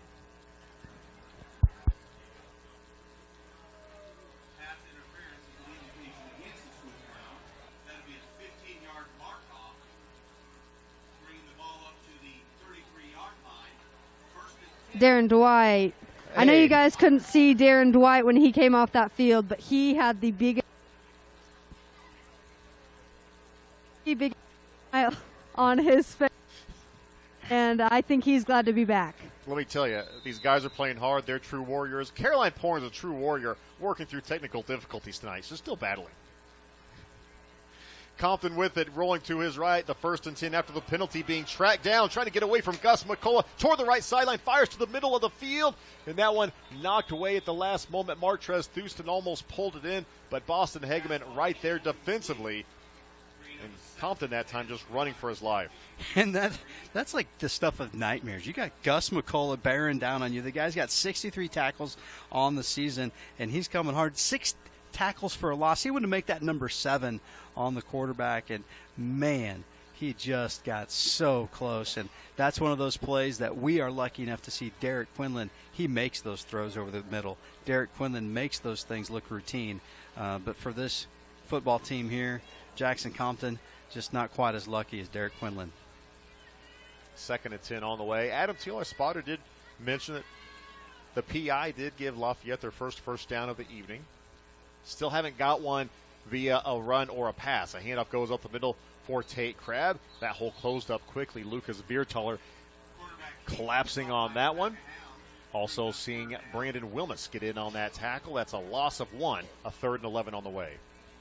A couple of numbers for you, Matt. 4, that's the number of sacks Major Scarborough has on the season. How about 7? That's tackles for a loss that Major Scarborough, Lucas Viertaler, and Phoenix Phillips all have. They lead the team with 7 tackles for a loss each. And guess what? all three of those guys come back next year. How about scary group? How about that for a scary group right there? You've got a lot of young talent on this defensive side of the football. And only getting better with every rep they get. Lucas Viertaler got in the backfield, Just nearly rips came up through with there. Compton. Fires this one deep down the left side, nearly picked off by Cole Zarbano. Pass intended for Martavian Thuston. Zarbano had that one just go off his fingertips, had his arms outstretched. The ball falls incomplete, and boy, Viertaler nearly ate Jackson Compton's lunch the minute he got the snap. Yeah, Viertaler just went right between guard tackle that time, and he was able to put immediate pressure on Compton. And then you look there at Cole Zarbano, that would have been pick number 2 for him tonight. 8:16 to play in the first half. Maryville in front, 57-0. A punt on the way for Carter Hewitt. He has been active this evening. Northwest Missouri State Soccer playing down in Tahlequah, Oklahoma. A 1-0 lead for the Bearcats at halftime, as we've got an officials timeout on the field right now. Northwest Missouri State football will be in action tomorrow. It's homecoming, a 2 o'clock kickoff. Pregame here on KXCV KRNW coming up at 1 o'clock. John Coffey on the call. It is 4-3 Northwest against 7-0 Pittsburgh State. That is a big football game coming up tomorrow. So if you can't make it out to Bearcat Stadium, tune in and listen to that one here on 90.5 and 88.9. And want to encourage you once again, check out the app. The app's where you will find us late into the season. If we go up against a Bearcat basketball or football game, you're going to get that app. I know my dad's listening from Red Oak, Iowa. He's got the app fired up. Got some folks down in Springfield listening. They've got the app fired up. So download that app, look for the M, click it. You'll be able to catch Maryville Spoof on football action, whether it's a Friday night or a Saturday afternoon. The punt from Hewitt takes a bounce to the 44-yard line of Maryville. There is a flag back at the 46 of Lafayette. We'll see what this penalty is. You know, I'd be going into work occasionally, not very often, but occasionally in the summer, a little early, I'd see Philip pouring out for his walk. Earbuds in, little KXCV, KRNW through the Bearcat Public Media app. I'm a listener, buddy. You just want to hear me when I sign on, that's all. That's kind of what I'm looking for. And then you send me tweets or texts to heckle me. Well, over the summer, I don't get to spend as many Friday nights. I try to get you to come out here in the middle of the summer and hang out in the booth, but you always seem to have something going on. You're always, quote, quote, busy, so we don't get to do this until Fridays. So I got to find my way to get some Matt airtime, and I'm a fan of you and John Coffey. You'll be on the radio tomorrow. You're just one of those weekends you're pulling double duty. I know Andy Peterson doesn't like to let that out of the bag when I say double duty. I'm not sure he thinks that you just cakewalk through the night on Friday or what. Well, I think more so on Saturdays. I usually just sit up there and just like eat some Chick-fil-A and watch the game. And I don't really put in that. too much work. Yeah. You've seen it firsthand. I've seen it firsthand, and I'm planning to come visit you tomorrow. There you go. It's a personal foul on Maryville. It could be a little bit inaccurate. I've got at least 6 personal fouls combined between these two teams in the first half. So Maryville backed up inside their own 30. They'll start this drive at the 29-yard line. Handoff goes up the middle. Good head of steam out to the 35-yard line. A 6-yard pickup for the Hounds as that one went to Weston Talley. Weston Talley on the 2 deep for the first time this season. Young sophomore with a good little run that time. 6-yard pickup, a 2nd down and 4 on the way. Clock ticking inside 8 minutes to play in the first half. Maryville in front by the score of 57-0.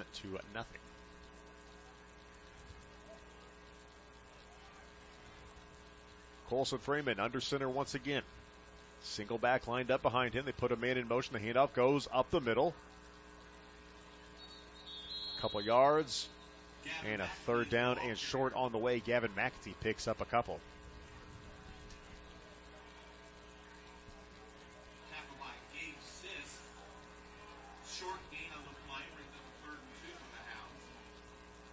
So we'll see Maryville one of the few times we've seen a 3rd down for the Spoof Hounds in this football game.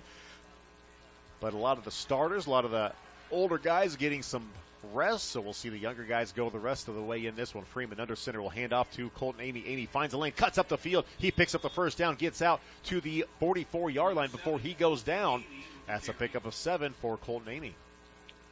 Colton Amy, one of the seniors that has been just a very durable back throughout the course of the season, has himself a touchdown this evening, and then on that play, able to get that 1st down, a big 1st down to keep this clock a running. 57 points on the board, and just like the Northsiders and the Dog Pound, it's fired up. They've got the fire pit going up there.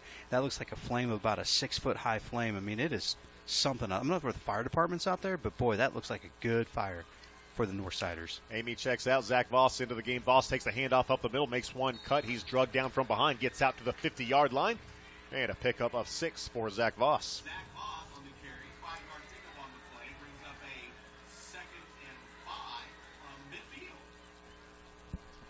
Will stick around with us at halftime as we'll have Maryville Athletic Director Matt Bew joining us. We'll talk a little bit about what the Spoof Hounds have on the way, of course, football-wise, but also state golf wrapped up this week. We saw Maryville cross country go out to the cross country MEC championships earlier this week.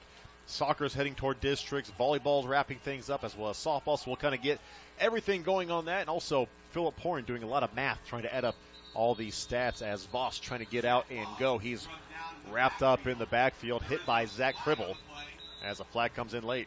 Another flag on the play, and kind of running out of stat room. We've got so many guys getting opportunities tonight, but great to see some of the young fellas get their hand on the opportunity, and good hard running by some of these young running backs. Voss and Talley, Gavin McAtee with a good strong run there. So looks like some of the older guys are probably going to take some time off, at least on one side of the ball. Give the chance to some of the younger guys. Colson Freeman's been playing quarterback since the beginning of the second quarter. And that flag is a personal foul on Lafayette. That is number 4 on Lafayette. And again, by my count, I might have missed one or two. It's been a long first half, but at least 7 combined personal fouls on these two teams. And you might expect that last week when you're playing a big rival like Savannah. You know, Savannah, they really like to do a couple things to kind of get themselves fired up, and it hasn't really been in their favor. But you might see chippiness there. But really, last week we saw a lot of good sportsmanship, guys helping each other up, you know, off the turf. And this not being a big rivalry game, you wonder what Lafayette has to gain with all these personal fouls. Voss with the lane, cuts up the field and knifes through to pick up 9 yards on 1st and 10. Shifty guy. He's got some shifty moves out there.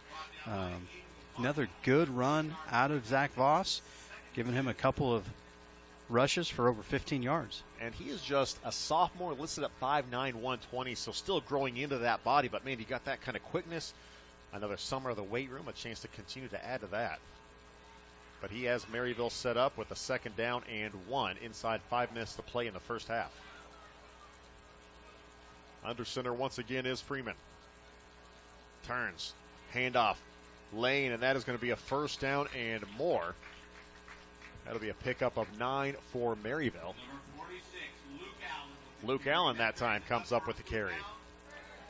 Luke Allen with a big carry. He looks like he's going to be one of those guys that's going to be tough to bring down in the future. Luke Allen, just a freshman, of course, the brother of Don Allen.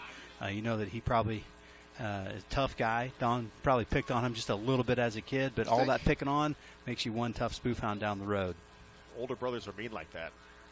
So Don Allen was our morning interview. He came in with Coach Webb this morning on 90.5 and 88.9. We had a conversation with him. It aired at 7:48 this morning as Freeman turns, handoff once again. This one up the middle. I believe that's Talley fighting his way toward the 18-yard line.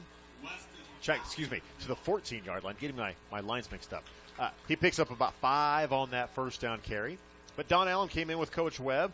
And, of course, as per usual throughout our Fridays, I had my son Nolan. He's 6 years old. He's a 1st grader. And he came in and hanging out in there. And his question for Don before we got rolling, he wanted to know if Don Allen was related to Marcus Allen.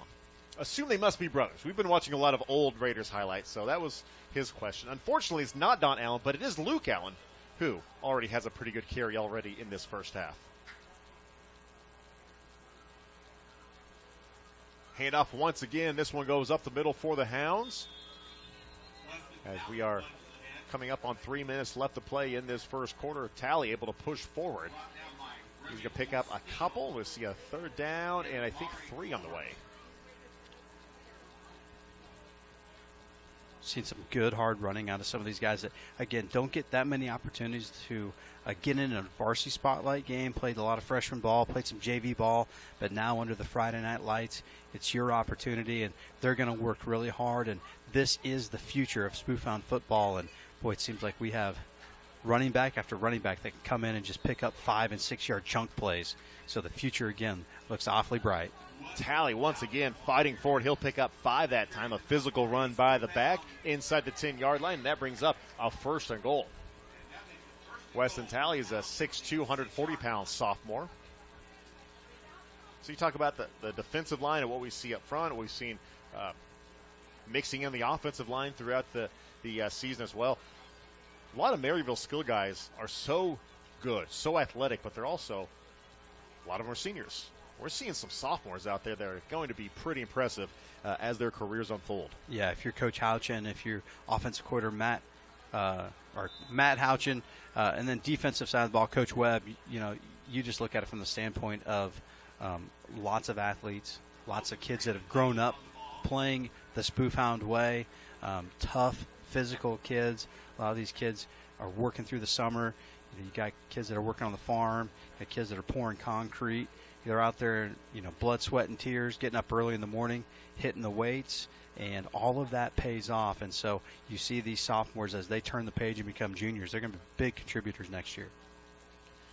That 1st and goal play, it was Colson Freeman taking a knee, so running some clock here late in this first half. It's a 57-0 Maryville lead.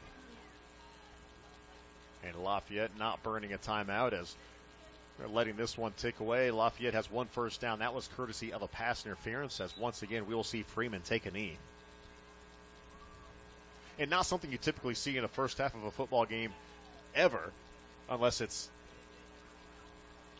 1 minute left and you've got to go 80 yards and you just, hey, we're just going to take a knee. We're going to get out of here.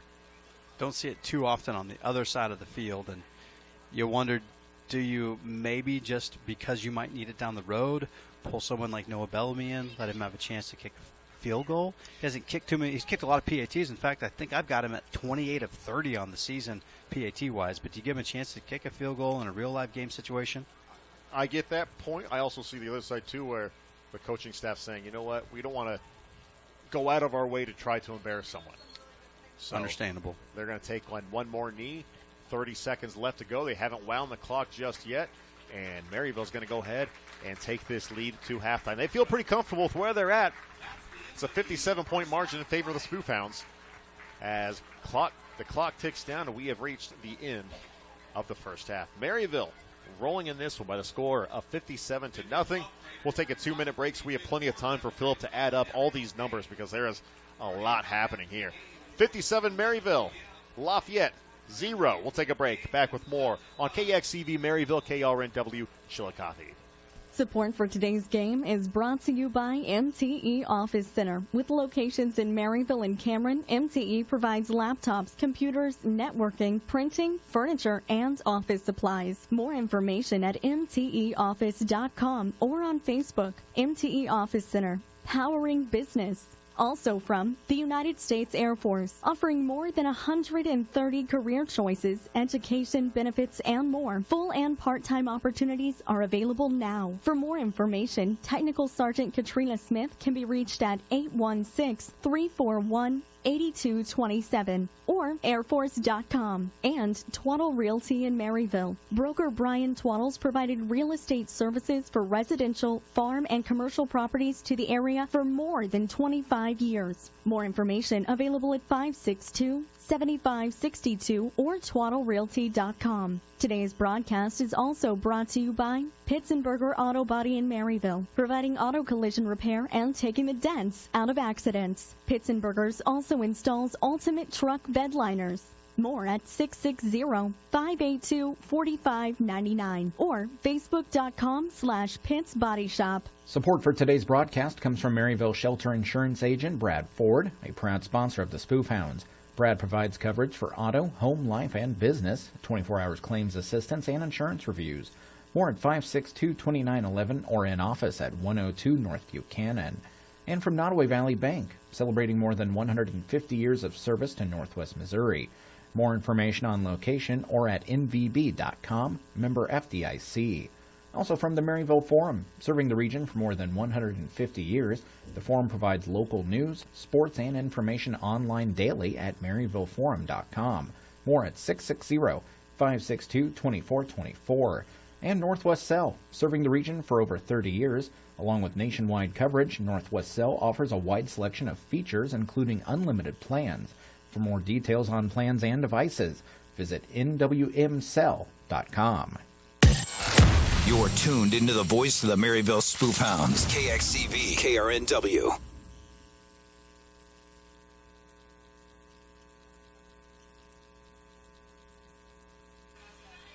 Welcome back out to the Hound Pound. Maryville in front 57-0 here at halftime with Philip Porn. I'm Matt Tritton. Caroline Porn also joining us as our sideline reporter throughout the evening. And our spotter is Adam Teal. Philip, boy, all Spoof Hounds in this one. Take a big drink, get a deep breath, and then see if you can give us a few stats for the Spoof Hounds. All right, how about this, Matt? We have seen kind of an assortment of things, if you will. We have three guys. I will.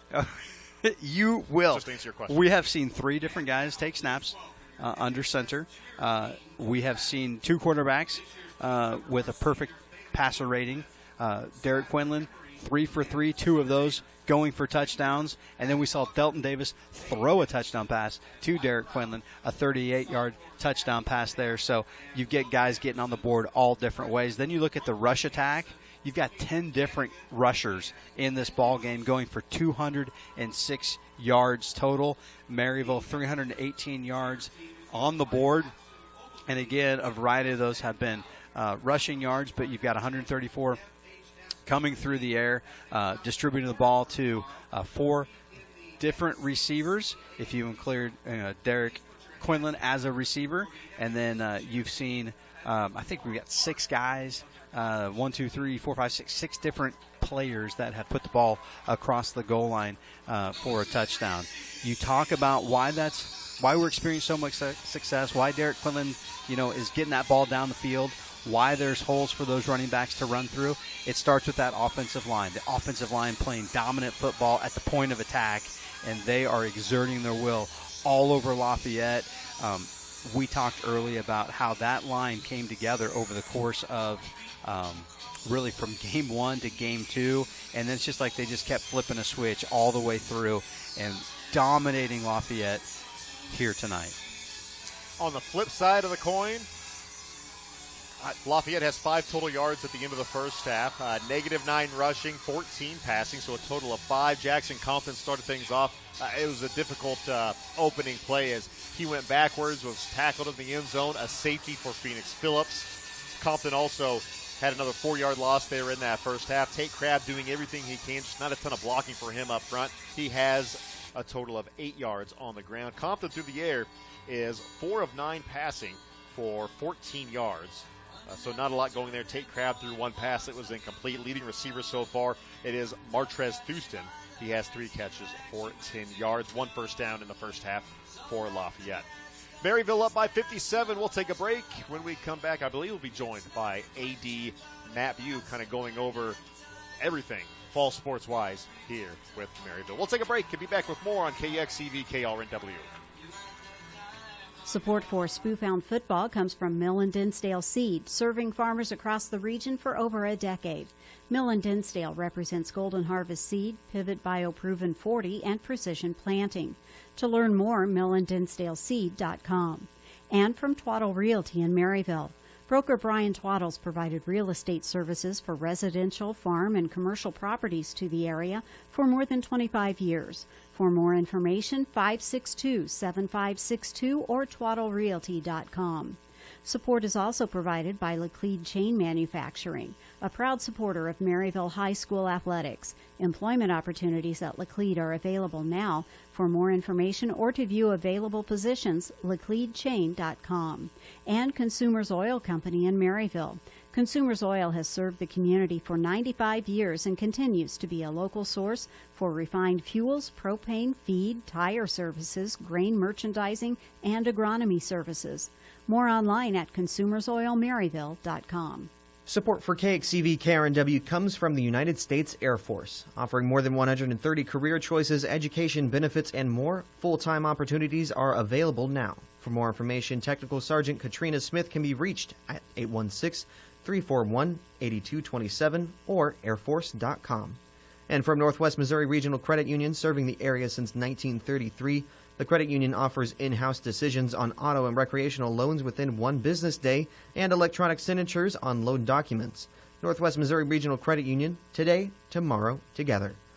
Also from Northwest AV, providing customers with sales, design, service, and installation of surveillance and security systems for homes and businesses, as well as paging and public address systems. More information at nw-av.com. Today's game is also brought to you by Planet Sub on 4th Street next to Student Body. Planet Sub opens at 11 o'clock every morning and offers a variety of oven-baked subs, cookies, and soups, and is also available for catering. More information at facebook.com/planetsubmaryville. You're tuned into the voice of the Maryville Spoof Hounds, KXCV, KRNW. It's a 57-point Maryville lead at halftime. Spoof Hound football all over Lafayette. In this one, we're joined now by the athletic director for the Spoof Hounds, Matt Bew. And Matt, come on, 57. It's Lafayette's having a tough season, but this is a Maryville team that knew the opponent wasn't one of the best in the state, but man, they're still bringing it tonight. Right. They absolutely are, and that's the way Coach Webb prepares them. I mean, he prepares every game 1 week at a time, like they're playing championship football, and they're working to get these guys locked in because the second season starts here next week, and of course, Spoof Hounds will have a bye, but then it ramps back up again, the district semis, and then hopefully a district championship game back here. So, I'm not surprised to see them hitting on all cylinders tonight.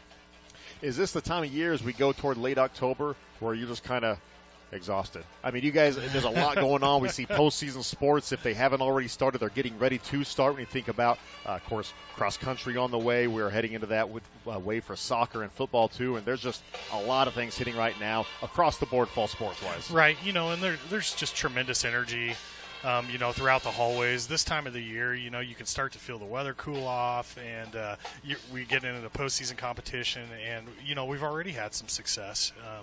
Our girls golf team brought home a trophy, bringing home 4th place here at the state golf championships. And, we're looking at district cross country here coming up, and, just a tremendous amount of excitement in the air. These kids have worked so hard all summer long and throughout the fall.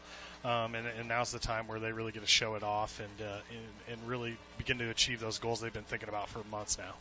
You touched on state golf there for a moment, but just a group with so many seniors and leadership from veteran players. And of course, Coach Ricks has had a great team year in, year out, but how great is that for that team to be able to go down one of the best finishes all time in program history and just put their best foot forward on the biggest stage? Yeah, it's just tremendous, and it speaks volumes what Coach Ricks does for youth golf here in our community and what she's done for a very long time here for the Spoof Hounds, and that's build better student athletes, and it shows. I mean, we're always there, and this year was a perfect storm for us. We did have a senior heavy team.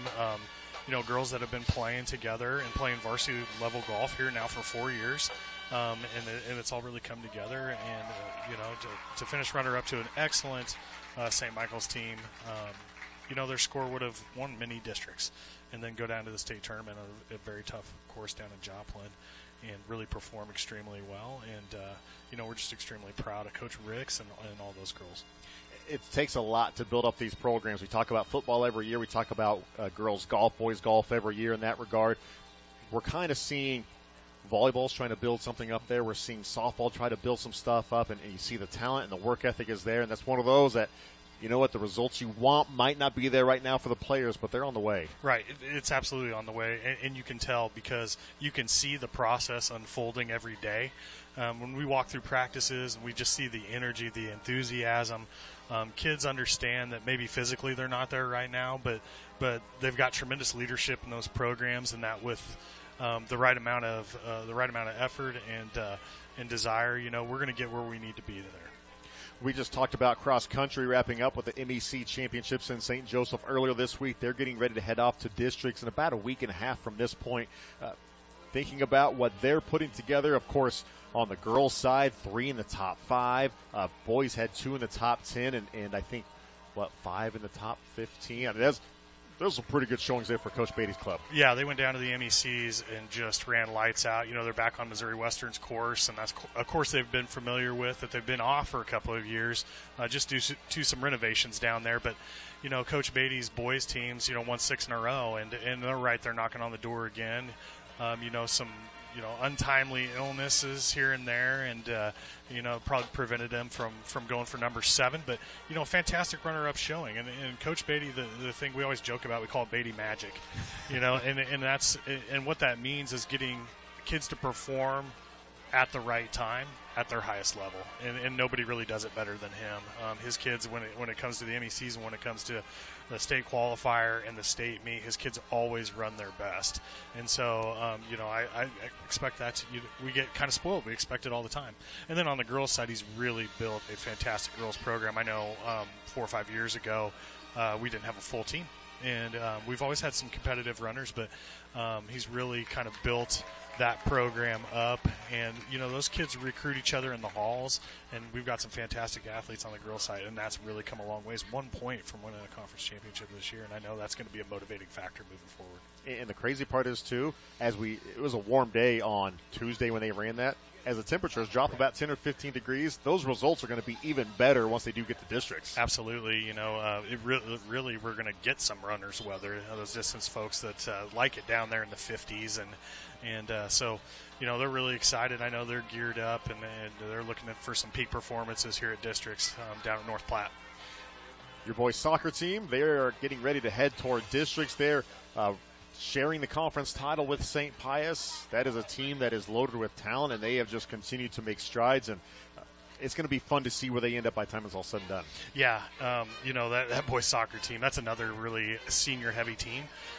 Those kids as sophomores went down to the Final Four and performed extremely well, and now that core group of guys is back with 3 All-Staters, and they've just played some fantastic soccer. Coach Steckline's kind of stepping in and inheriting that group, and that's always a difficult situation. It's really talented, but you got to kind of put your stamp on it in the way that you want Spoofhound soccer to perform, and he's just done a fantastic job with that group of guys, and that group is just so driven, and their goals, their aspirations are to make it back to another Final Four.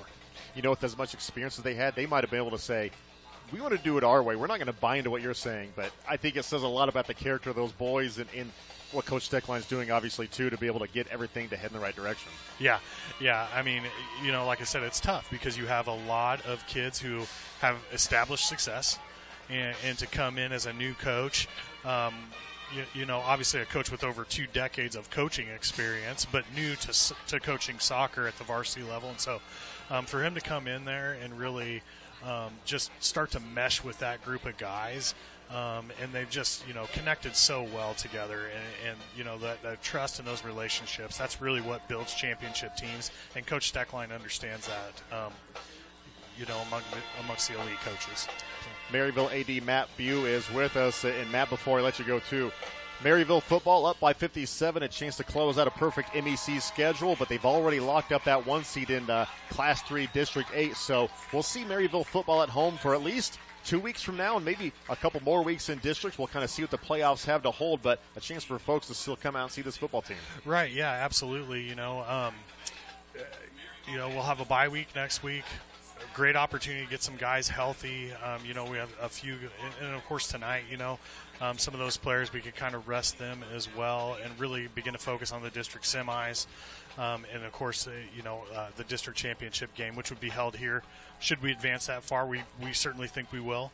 And so, it's just a really exciting time. And, no better place to be than the Hound Pound on Friday night. That's right. Matt, thanks for the time. Appreciate it. Thank you. I appreciate your coverage. Matt Bew, that is the Maryville Athletic Director, joining us. We'll take a break and be back with more here on KXCV KRNW. KRNW comes from Northwest Missouri Regional Credit Union, serving residents and employees in Nottoway, Andrew, Atchison, Holt, and Worth counties, Northwest alumni, and 19 school districts across the area. Northwest Missouri Regional Credit Union, today, tomorrow, together. Support for Spoofhound football comes from Midwest Data Center, specializing in IT and cybersecurity services, including advanced threat monitoring, intrusion prevention, and zero trust solutions. Midwest Data Center, located just off the square in Maryville, and online at mwdata.net.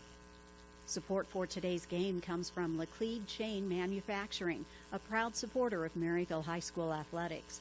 Employment opportunities at Laclede are available now. For more information or to view available positions, lacledechain.com. Support for KXCV KRNW comes from local Edward Jones Financial Advisors, offering retirement and investment advice to help customers reach financial goals. Jeanette Patchett, J.R. Kurz, Jeff Von Barron, Chad Hannigan, and Scott Nielsen of Edward Jones Maryville are proud supporters of the Spoof Hounds. All right, welcome back to halftime at the Hound Pound. 3 minutes left in the half. Maryville up 57-0. Before we get too far into it, let's talk about the support for the Spoof Hounds on the radio comes from Mosaic Medical Center, Maryville, providing comprehensive care close to home. For more information or to schedule an appointment, call 660-562-2525 or mymlc.com/Maryville. And Caroline, you're doing a fabulous job here tonight. Your first gig as the third member of our team. Sideline reporting. Your sideline reporting is fantastic. Your parents have got to be proud of you. The microphone hasn't been your friend. Regardless, you're up in the booth with us now, and I think you're ready to give a little Spoof Hound Nation roundup. So I'll turn it over to you, Caroline. Yes. Spoof Hound Volleyball. What a week for Spoof Hound Volleyball. In the span of 11 days, the Lady Hounds squared off against Chillicothe 3 times, sweeping the Hornets on Saturday, October 7th in Lawson, getting swept by Chillicothe last Thursday night, then winning a thriller of a 5-set match on Tuesday in the district tournament. That win propelled Maryville into a second-round matchup with Savannah. Savannah won that match in 3. Spoof Hound Cross Country had a great outing in St. Joe for the conference meet, a meet that crowned Catherine Porin as champion, winning with a time of 20:54. This is the girls' first title since 2016, with Lydia Mitchell winning that meet. The girls' squad finished second as a team, just 1 point shy of first place. Nia Davis, Audrey Deering claimed 4th and 5th place, and on the boys' side, Bradley Deering finished 4th with a PR time of 16:38. Connor Blackford, Dylan Masters, Colton Berry, and Dalton McDonough all finished on the top 15. Despite having 5 scoreable runners on the top 15, Chillicothe took the overall title, breaking a streak of 5 consecutive years at the top. Spoof Hound Soccer won an 8-0 win over Savannah on Monday and beat Lafayette 5-0 last night. With these 2 wins, Maryville wins at least a share of the MEC title for the 3rd straight year. They suffered their first conference. They suffered their first conference defeat at the hands of St. Pius. The state golf tournament was held last week on the west side of Joplin at the Twin Hills Golf and Country Club. The Lady Spoof Hounds continued to shine down south, producing a 4th place team finish. Kaylin Offert finished as the 16th best golfer in Class 2. Lauren Jasser took 19th place, Ainsley Watkins 21st, Casey Phillips 22nd, and Elena Pargas 24th. Congratulations to this week's Athlete of the Week, Spoof Hound Golf, Casey Phillips. She shot a career best 84 to qualify for the state for a 3rd straight year for her. Congratulations again to Casey and the Spoof Hound golf team. And Caroline, real quick, just give us an update. The student section is all in pink. They're all in pink tonight. That was the theme for the night, and they seem to be pretty riled up with this game. And you guys have a theme of the night every week. Who sets that theme? It is either the cheer team or student council. Student council. All right. Well, great night here in Maryville. Maryville, again, they are up 57-0 as halftime is nearing its end, and we shall return with the second half in just a few moments. Support for the Bearcat Radio Network is provided by Twaddle Realty in Maryville. Broker Brian Twaddles provided real estate services for residential, farm, and commercial properties for more than 25 years. More information at 562-7562 or twaddlerealty.com.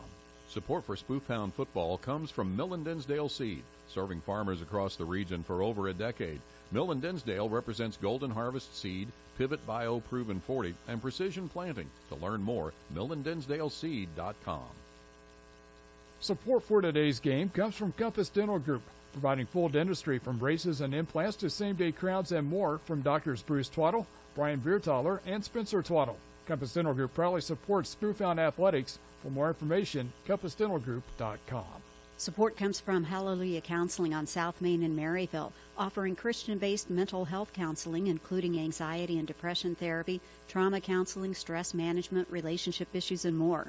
To schedule a consultation, 660-223-1700.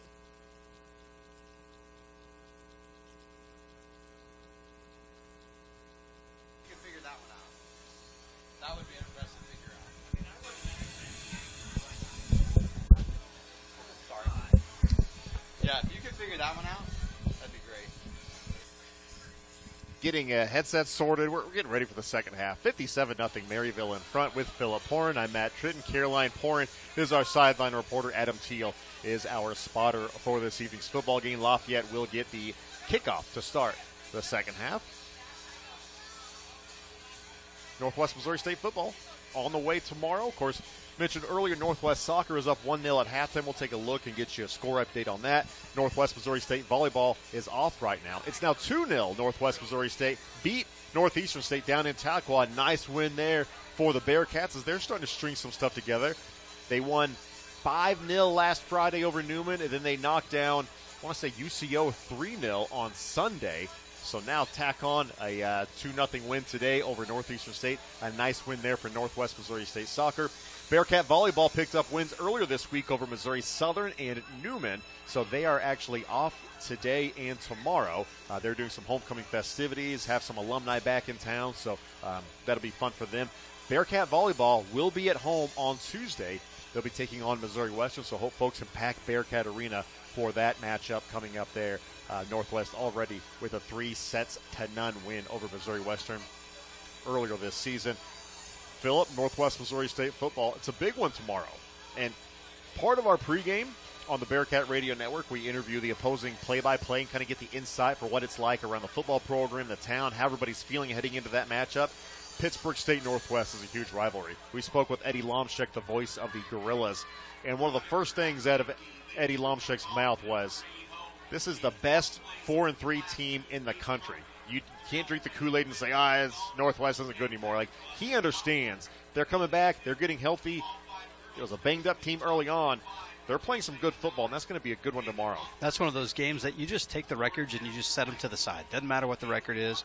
We have seen Pittsburgh State play the spoiler of a perfect Northwest Missouri State season when they were down just a little bit. It's going to be a battle royale at Bearcat Stadium. We hope to see tons of fans there. We know that we got a lot of folks coming back, getting text, hey, when's the parade? What time should I be there? So we're going to have a lot of folks in town. I think I saw some of that excitement today. I know that you are working on campus, but I think you kind of take the backside drive, the east side drive. Had you been to the west side, it's really impressive to see some of these giant mobile home campers.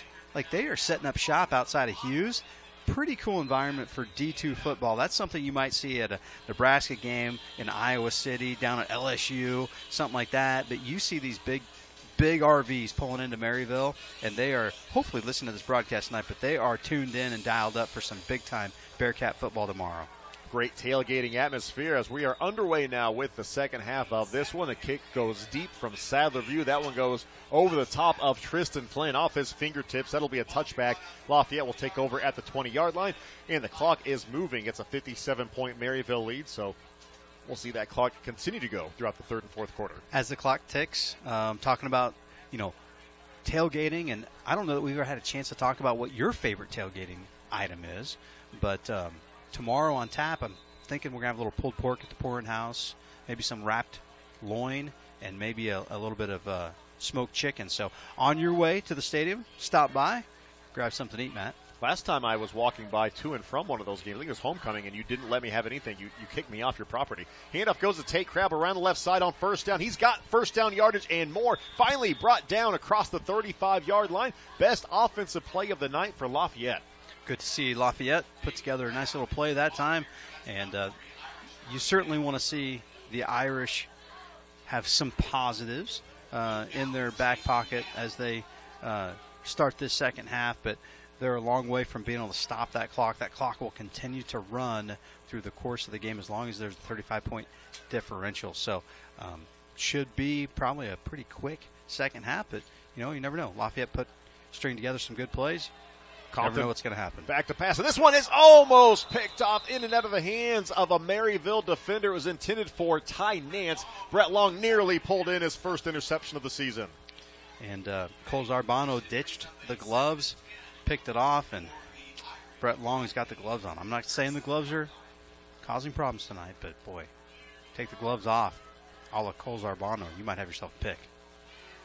That's actually what you said when I went onto your property to try to get some tailgate through last year. You said, hey, the gloves are off. We're going to throw hands if you try to take this hot dog. Listen, the meat thermometer did not read that food was appropriately cooked for you. I'm looking out for you, sir. I have had food poisoning. It's not good. Pass underneath from Compton. This one goes to Houston. He's brought down at the 40-yard line, a pickup of 3. That time it looked like Ben Jaster on the tackle. Sophomore, 5'7", 120-pound defensive back. Gavin McAtee in on that as well. Gavin McAtee, number 37. He's a junior, 5'10", 180, running back and linebacker. We saw him earlier in the game as a running back. We've seen him throughout the season on kickoff and kickoff return. Let's see, third down on the way for Lafayette. As Compton looks to his left, has a rush in his face, has to get out, and he's going to take off and run himself down that left sideline. Gets out of bounds just before a defender can get over there, just shy of the 50-yard line. A pickup of 9 on third down. And that time you could see Compton, he's got a little bit of speed to him. If he can get outside the pocket, that first half, it was just impossible. We talked about that defensive line, and you know, there are 3 guys on this team with 60-plus total tackles to their name. Gus McCullough with 63, Cole Zarbano with 66, and Sadlerview with 76. This point in the game, up by 57, running clock, those guys are watching from the sideline. Out of the shotgun, it is Compton. 4-man rush for Maryville. They'll pitch this one off to Crab, trying to get outside right. He is hit by Voss, and then trying to break that tackle. Voss slows him down, and then able to come in and clean things up. It is McAtee. And I love the pursuit that time by Brandon Wilmus. He was coming down the line, and he was moving fast. He could sniff an opportunity to get that quarterback from behind. And big Brandon Wilmus, 6'2", 200-pound junior. He about made himself a little play there. Able to kind of get in there on the cleanup duty, but he was coming down that line pretty quick. Right now on that line, we see Wilmus, McKim, Scarborough, and Viertaler. All 4 putting their hands in the dirt on this. Second down and 9 for Lafayette. Compton with Crab to his left, out of the shotgun. Blitz coming from McAtee off the left side. He gets the pass away, but it is short.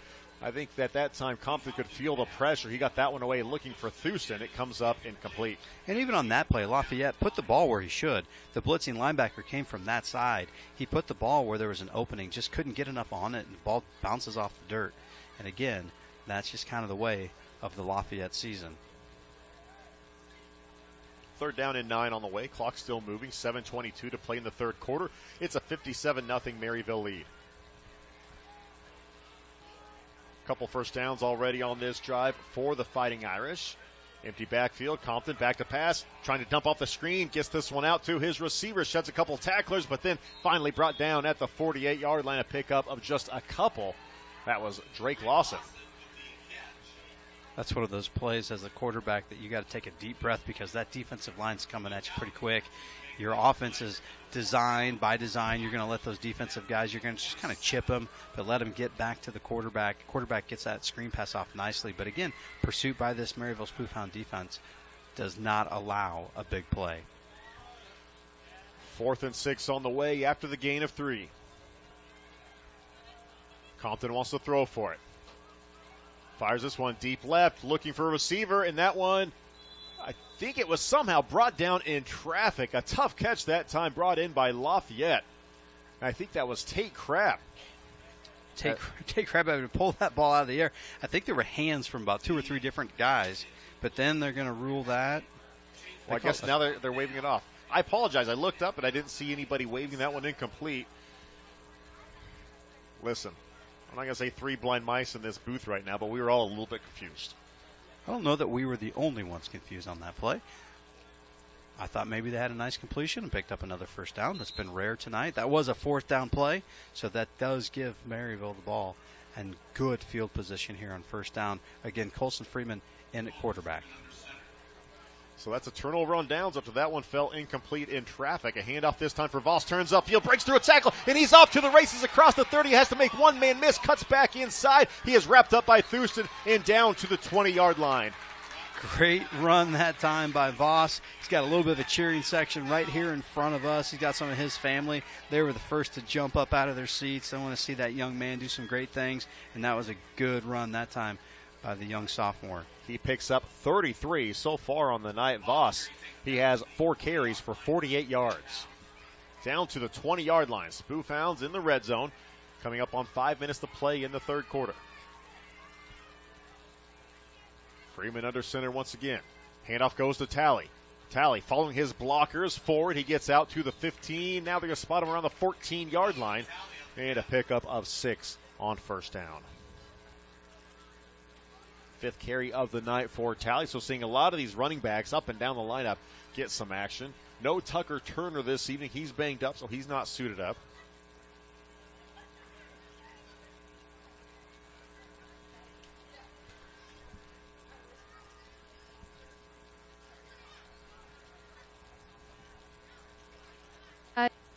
Hey, after talking to oh my gosh, this Mike. After talking to Sean Mahoney, he is excited to get some playing time tonight, and he is looking good out there. Caroline Porin, sideline reporter for us this Sideline evening. reporter. You know, Sean Mahoney may or may not be her cousin. So, you know, she's getting a little insider information. I'm not sure if the FCAA will allow that, or the NCAA, or the MEC, or whatever is controlling the airwaves. But Caroline Porin, insider information from her cousin Sean right there. Typically, we talk to the FCC. Okay, we can talk to them too. We can talk to FBI if you want. Pickup of 2 that time for McAtee. Gets it again, pushing forward, getting out near the first down marker on 3rd down. I think they're going to spot him. Well, now they're going to go ahead and move the chains. They're going to say that is a first down. He gets what he needed. Pickup of 4 that time for McAtee.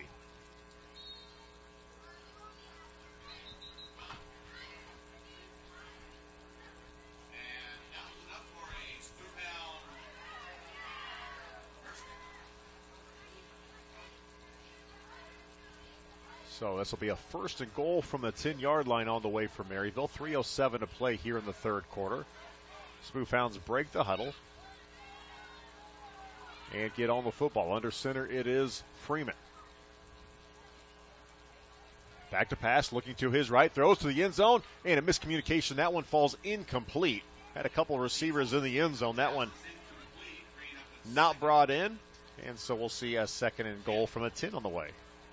Matt, we're kind of keeping an eye around the 8 districts that make up Class 3 football. Maryville, of course, District 8, looking to host the districts as long as they're in it. Next week should get a bye.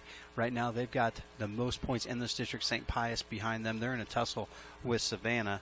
But a couple of the teams that are in the top 4 or 5 in our class, Blair Oaks, that's at number 1, Seneca at number 2, Ava at number 4. Maryville squeezed in there at 3. Voss knifing through the middle of the offensive line. He has an opening into the end zone. Touchdown, Spoof Hounds. Great job that time, Voss. He had a nice couple of carries on that drive, and way to finish that off, young fella, with a big touchdown. 10-yard carry into the end zone. He had a 33-yard carry that got the Spoof Hounds into the red zone. He caps it off with the touchdown. 63-0 Maryville in front with a PAT on the way. We saw some Weston Talley on that drive. We saw some Gavin McAtee, some Zach Voss. A lot of guys getting involved here as Bellamy with the kick. It is good. 64-0 Maryville in front. 2:12 left to play in the third quarter. We'll take a break. Back with more on KXCV Maryville, KRNW Chillicothe. Today's game is brought to you by local internet provider United Fiber, providing a variety of fiber-fast internet plans for residents and businesses with speeds up to 1 gig. More information is available online at unitedfiber.com. Support for today's game comes from Nucor LMP on East 1st in Maryville, specializing in cold-finish steel products while emphasizing safety for its employees. Nucor is a proud supporter of Spoof Hound Athletics. For more information, 660-582-3127. Support for today's Spoof Hound broadcast comes from Northwest Cell, serving the region for over 30 years. Along with nationwide coverage, Northwest Cell offers a wide selection of features, including unlimited plans. For more details on plans and devices, nwmcell.com. Support for the Spoof Hounds on radio comes from Mosaic Medical Center, Maryville, providing comprehensive care close to home. For more information or to schedule an appointment, 660-562-2525 or mymlc.com/Maryville. Kickoff from view, taken inside the 5-yard line, bobbled and picked up. Out near the 15-yard line, trying to break away as a flag falls late. And a long way to go here for Lafayette, still searching for their first points of the football game. Back on 9-8 against Chillicothe. This defense pitched a 50-0 shutout, and then homecoming against Cameron, 21-0 shutout. Looking for their third shutout of the season here tonight against Lafayette. Well, you look at these last couple of weeks, too, of holding Lutheran North way under their scoring average for the season. Savannah held way under their scoring average, too. That was a 39-20 win over Savannah, which the Savages' previous 4 games before taking on Maryville have given up a total of 8 points. And the Spoof Hounds really taking it to them on both sides of the football in that matchup. And still sorting out this flag. And talking about other matchups, we talked about some of the top teams in the state. Right now, Blair Oaks actually sets second in their district. They are up 39-28 over Southern Boone. Another team that looks pretty tough coming out of Class 3 is Seneca. And they are in the fourth quarter. They're down 20-28 to Nevada. And then the Ava Bears, they put one on the Willow Springs Bears, 73-0. Those are your top 4 teams. Maryville setting at number 3. And all of those teams look like they're primed for a district run. Seneca, that would be an upset if they couldn't come away with a victory over Nevada. But Nevada is another one of those tough teams down there in the south part of the state. Well, they're a top 10 team in Class 4 as well. So that's a tough That's battle a tough in that call. conference. Yep. They'll jet sweep this time, going to Houston. Maybe about a yard that time for Lafayette. We'll see a 2nd and 9 on the way.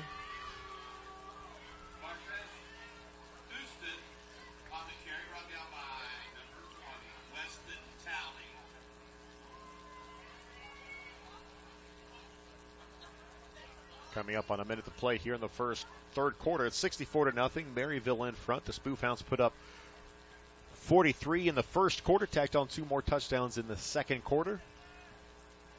Ran out the clock at the end of that first half, and clock moving throughout this third quarter as well. Inside a minute left to play in the third.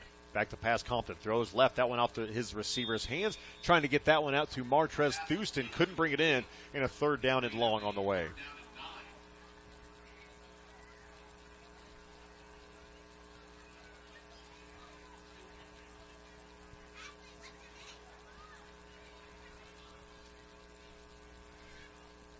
I would just like to add that I think we need to give a little recognition to Brody Ware. After every kick, he's running fast and grabbing that tee, and he is just looking great and having a great time. Back to you, Matt. Brody Ware, loving his Maryville Spoof Hound football, and the team loves him as well. Appreciate that report, Caroline. Caroline Porin working with us, a junior here at the Spoof Hounds. As Jackson Compton wants to throw deep here on 3rd and long. He's got a receiver all by himself running down that right sideline. Drake Lawson trying to run away from defenders, makes one man miss, and he takes this one to the house. An 83-yard touchdown pass, and Lafayette is on the board as time expires in the third quarter. Over this 13-game win streak, Lafayette has given up a lot of points. Maryville's limited them to very few points, but not once has Maryville in that 13-game win streak left with 0 on the board for Lafayette. So Lafayette, probably a lot of those games toward the end of the game, kind of some mop-up duty time, if you will, as the clock strikes 0 on the third quarter. They finally get some points on the board, give them 6 on that big touchdown pass. Third quarter comes to a close. We'll see the PAT before we do get our changing of sides here. An 83-yard touchdown pass, Compton to Lawson. Lawson's second catch of the day. Both of those coming here in the second half. He has 2 receptions for 86 yards and a score.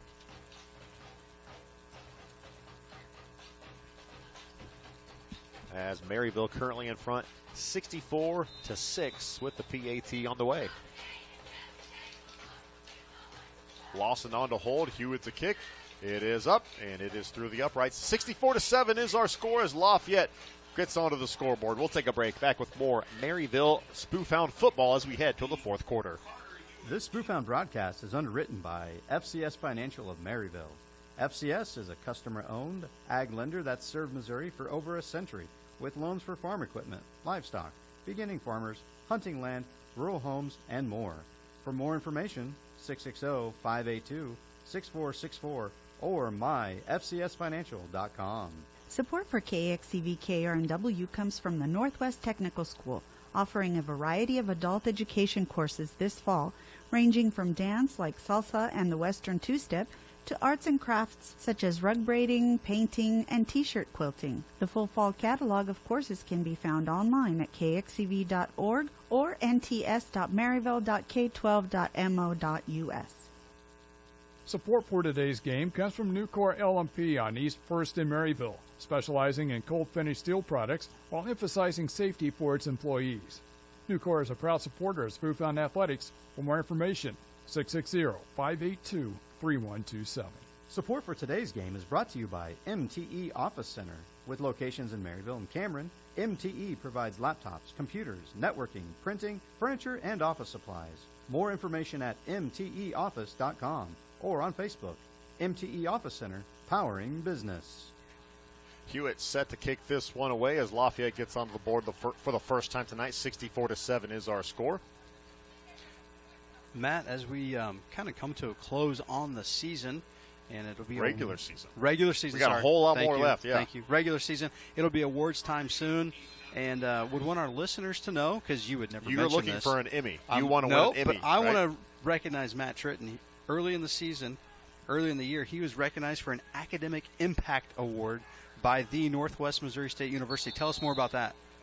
Don Allen scoops up the kick, and he takes it out across the 37 or 38-yard line before he's knocked out of bounds as the clock is moving here in the fourth quarter. It's a 64-7 Maryville lead with Phillip Porn and Caroline Porn. I'm Matt Tritton. Adam Teals, our spotter for the evening. It's got to the point in the night where Adam Teals taking a seat. You know it's been a long game at that point. And you are avoiding the question. Jackson Dredge checks in at quarterback for the Hounds. Under center, Dredge turns the handoff, gives it off to his back, a running lane, takes it left side. This one carried by Jace Pivrell, and the freshman pushing forward, able to pick up a few yards. Going deep into the stat sheet now. Deep into the stat sheet, that is right. First varsity carry of the season for Pivrell.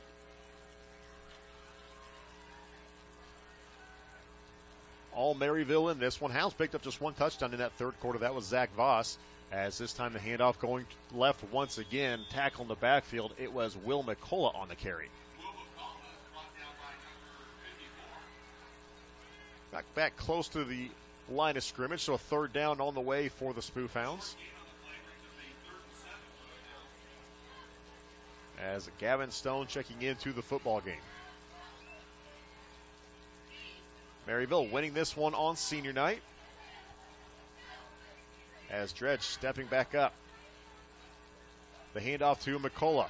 Looking for a seam on the right side. He gets cut down near the 46-yard line. He'll pick up 3.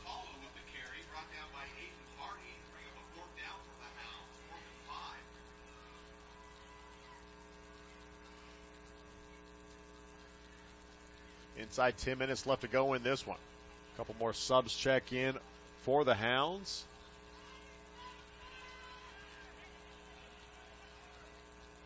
Haddon Baker into the game. Back under center is Dredge. Facing this fourth down. Fakes the handoff. Now he's looking down the field. Wants to throw for it. Has an open receiver. That one is caught on the sideline. Lucas Ziegler. He gets out across the 45-yard line to the 46. Nice pitch and catch. Dreg to Ziegler. Nice little play that time. Dredge rolling to his right. Finds Ziegler open down the field, able to move the chains. And refs want to go ahead and get a timeout there for a Lafayette player on the field. Right here in front of the Maryville sideline. So they'll move the chains and take a look at this down player. We'll step aside while they check on the injured Fighting Irish. We'll take a break. Back with more on 90.5 and 88.9. Support for today's game comes from the Northwest Missouri Regional Council of Governments, helping those struggling to afford internet service through the Affordable Connectivity Program. Joy has information at 660-582-5121, extension 1. Marketing assistance from the FCC. Today's Spoof Hound broadcast is brought to you by Laclede Chain Manufacturing on East 1st Street in Maryville. Laclede is a family-owned company producing various chains for hardware, industrial, snow chains, and more. Additional information is at lacledechain.com. 9:19 left to play in this one as they're taking a look at the injured Lafayette player, a 64-7 lead in favor of Maryville. After this one, the Spoof Hounds will be off next week. They are the #1 seed in Class 3 District 8. They'll be back in action coming up on November 3rd. Some of the teams in that district: Maryville, St. Pius, Richmond. Historically has had some really good football teams. Before tonight's game, they're at 3-5. Northeast Kansas City, Pembroke Hill, and familiar foes Chillicothe and Cameron round out District 8 for Class 3. And as you mentioned, will be an off week next Friday, and then they'll host, and we'll get that bracket all rolled out probably after tonight's game. Look at all those matchups squared away. Earlier in the night, I think Coach Matt Bew, was telling us what side of the bracket Maryville will be on. We'll be on the right side of the bracket with teams like Boonville and Odessa, Ava, as we mentioned earlier, Cassville, Seneca. They're all on our side of the bracket. So Blair Oaks would be on the left side of the bracket, and that would be a championship game if we got that far. I don't want to speak too far advanced, but that's where we'd end up seeing them again. Injured player helped off Nathan Fleischman, a freshman for Lafayette. Walks off the field under his own power as Maryville again churning ahead. Another good carry on first down.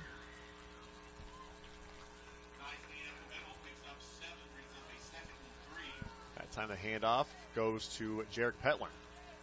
Petler, another freshman, able to pick up 6 yards on first down. Man, how great is this for these freshmen to get playing time like this in a varsity matchup in front of all these people and kind of get some of these jitters out now that's just going to help them down the line. As another handoff, this one going around to Petlin, right side. He's got a blocker in front of him inside the 20. Makes man miss inside the 15 to the 10, still fighting forward, and he gets down to the 9-yard line. What a great run that time. Jarek Petlin, a little bit of wiggle in his step, too. That's one of those crisscross plays that we've seen so often in the Maryville rush attack. And that time Petlin makes a big gain, putting Maryville inside the 10-yard line. Opportunity for this group of young men to put their name behind 6 points if they can punch it in the end zone. Check that. I think that was Caden Amy that time on that 30-yard carry down to the 9-yard line. Colton's brother gets some playing time. Handoff up the middle once again. This one off to Will McCullough. McCullough fighting forward. He gets about the 5-yard line. He'll pick up 4.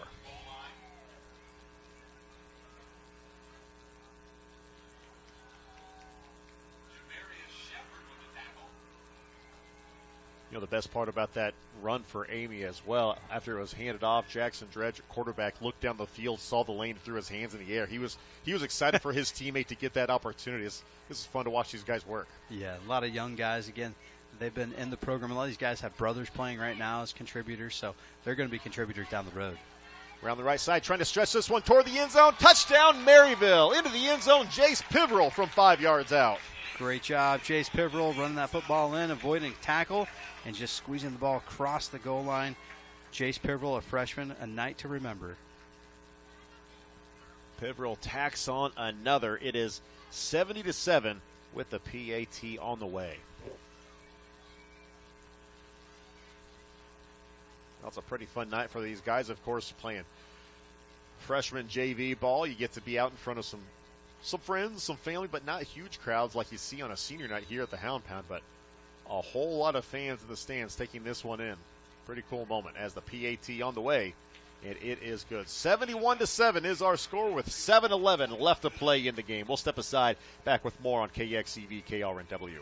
Today's broadcast is brought to you by Pitsenberger Auto Body in Maryville, providing auto collision repair and taking the dents out of accidents. Pitsenberger's also installs ultimate truck bed liners. More at 660-582-4599 or facebook.com/Pitts Body Shop. Support for Spoof Hound football comes from Midwest Data Center, specializing in IT and cybersecurity services, including advanced threat monitoring, intrusion prevention, and zero trust solutions. Midwest Data Center, located just off the square in Maryville, and online at mwdata.net. 71-7 is our score. Maryville set to kick this one off. All Hounds in this one leading Lafayette and about to finish off a perfect MEC slate. And St. Pius and Savannah, again, down in a tussle down in North Kansas City. St. Pius up 34-13 over Savannah in the fourth quarter.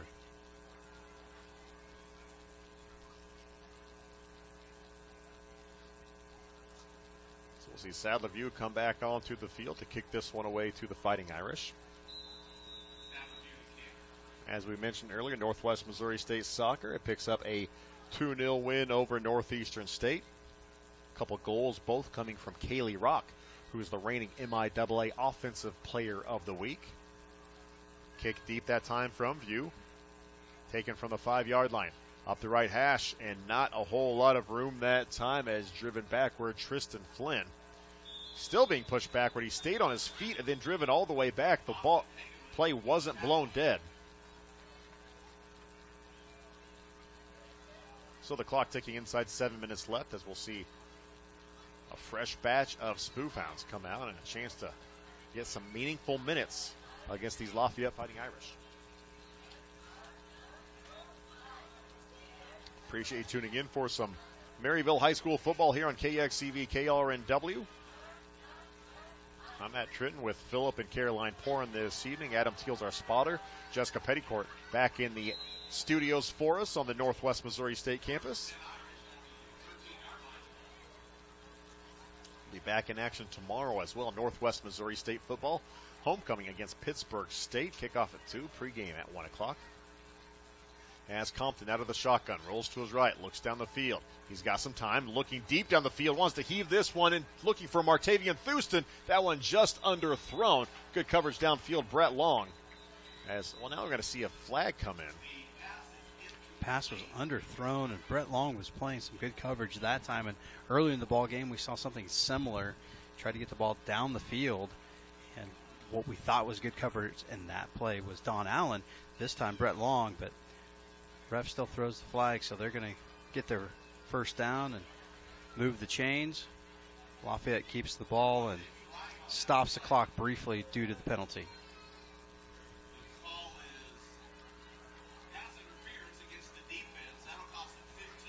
Fourth penalty of the evening on the Spoof Hounds. Mentioned at the top of the broadcast, but it's pink out night.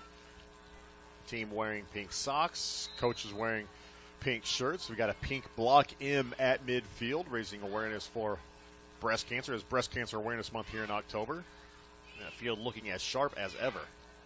As a handoff goes to Tate Crabb, looking for some room left side, cuts back toward the middle of the field, leaps over, trying to get over a defender. Now he is wrestled to the ground. Sadler View in there, makes a tackle around the 42. Now Sadler will check out. Yeah, it seemed like maybe somebody wasn't quite ready to be in the ball game, so Sadler came on that play a little bit late, but able to clean that play up, and then he's back on the sideline, probably done for the night. And again, right now you're looking at a lot of young guys on the field getting their first playing time in a senior varsity situation, so we'll see how they play out. Lots of young, youthful, inexperienced guys that are going to get out there and show what they can do. Caroline Porn mentioned earlier, Sean Mahoney excited to get some action. He's out there at safety right now for the Hounds. Putting a man in motion is Compton. Now he's going to throw a pass across the middle. That one off the fingertips of Ty Nance.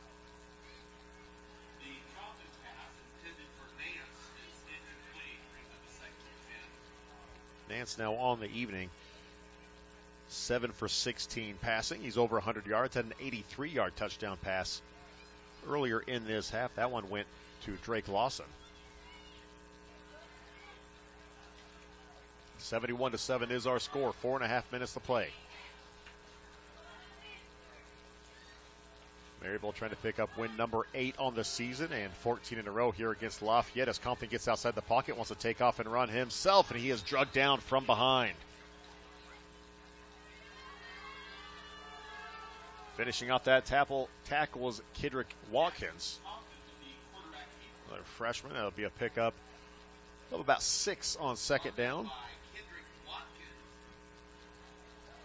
Fourth carry of the evening here for Jackson Compton. Still sitting about -4 yards on the day on the ground. And the football resting right on that pinked out M tonight, almost at midfield. And just, again, to mention the guys that are responsible for that, Adam Townsend, Chris Bennett, Les Law, TJ Allen, they keep this field in great shape throughout the course of the season, get it all painted up nice and neat, and again here tonight. Compton running to his left. Now we'll flip it back to Lawson. Lawson wants to throw for it, looking down the field. Looking. Now he's going to heave it deep down that right hash. Looking, has his receiver, and it bounces off his shoulder pads and falls to the turf. Ty Nance was contorting his body looking back for that pass. Couldn't catch it, but there is a flag back at the 46-yard line. An illegal man downfield on Lafayette. It's one of those plays that took a little bit of time to develop and wasn't quite sure quarterback was going to do with that football, if he was going to fake the give or not, but heaved a pass downfield. Again, it takes some time to develop, so your offensive linemen have to be disciplined, and sometimes they just squeak down just a little bit too far downfield on a pass play, and that's a pretty easy call for the White Hat to make.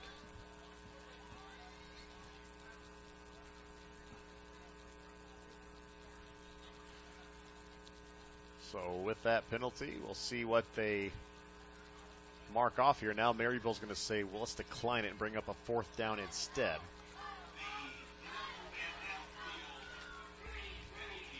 So we'll see a fourth down and about 5 on the way here for Lafayette. Ball spotted right now at the 47-yard line of the Fighting Irish with 3:13 and counting left in this one. Jackson Compton back at quarterback, 5 receivers on the field. Wants to throw for it, looks right for the wide receiver screen. This one caught by Martavian Thurston, has some blockers in front of him, out to the 45-yard line into Maryville territory. And that'll be a pickup of 8, enough for a first down on the fourth down conversion, but Compton a little bit shaken up on that play. Yeah, Compton's having a hard time getting his way back to the huddle.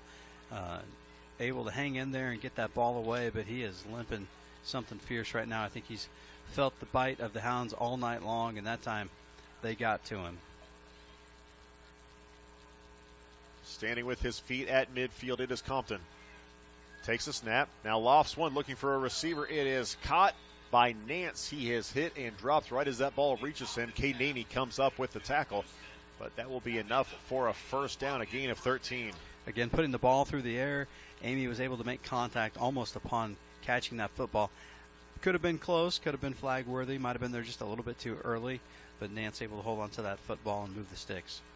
2:05 left to play. Lafayette trying to march in for their second score of the evening with the ball on the Maryville 32-yard line. A 1st and 10 on the way. Compton shovels a ball off to Crabb. Crabb wants to throw for it again. Jump pass, Tim Tebow style. He finds Drake Lawson getting behind the defense into the end zone. Lafayette with their second score of the evening from 32 yards out. A little trickeration. Compton again. He's really struggling to get off the field. That right leg bothering him quite a bit, but don't see the jump pass too much, but boy, it was effective that time. It worked. Drake Lawson, second catch of the night, or third catch of the night, second touchdown.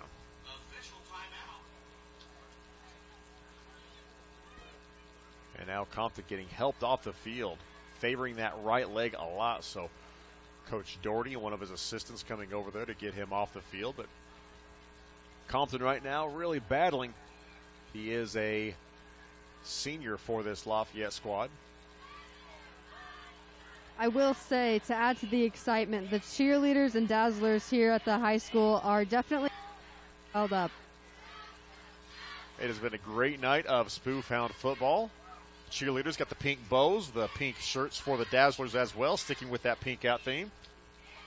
As the PAT here from Hewitt, it is booted through and it is good. 71-14 is our score here from the Hound Pound. We will step aside and be back to wrap up this game with 1:49 remaining. Support for KXCV KRNW comes from local Edward Jones Financial Advisors, offering retirement and investment advice to help customers reach financial goals. Jeanette Patchett, J.R. Kurz, Jeff Von Barron, Chad Hannigan, and Scott Nielsen of Edward Jones Maryville are proud supporters of the Spoof Hounds. Today's game is brought to you by local internet provider United Fiber, providing a variety of fiber-fast internet plans for residents and businesses with speeds up to 1 gig. More information is available online at unitedfiber.com. Inside 2 minutes left to play in this one. Maryville set to take the kickoff. Back deep for the Spoof Hounds, Caden Amy. We'll see Carter Hewitt on to boot this one away.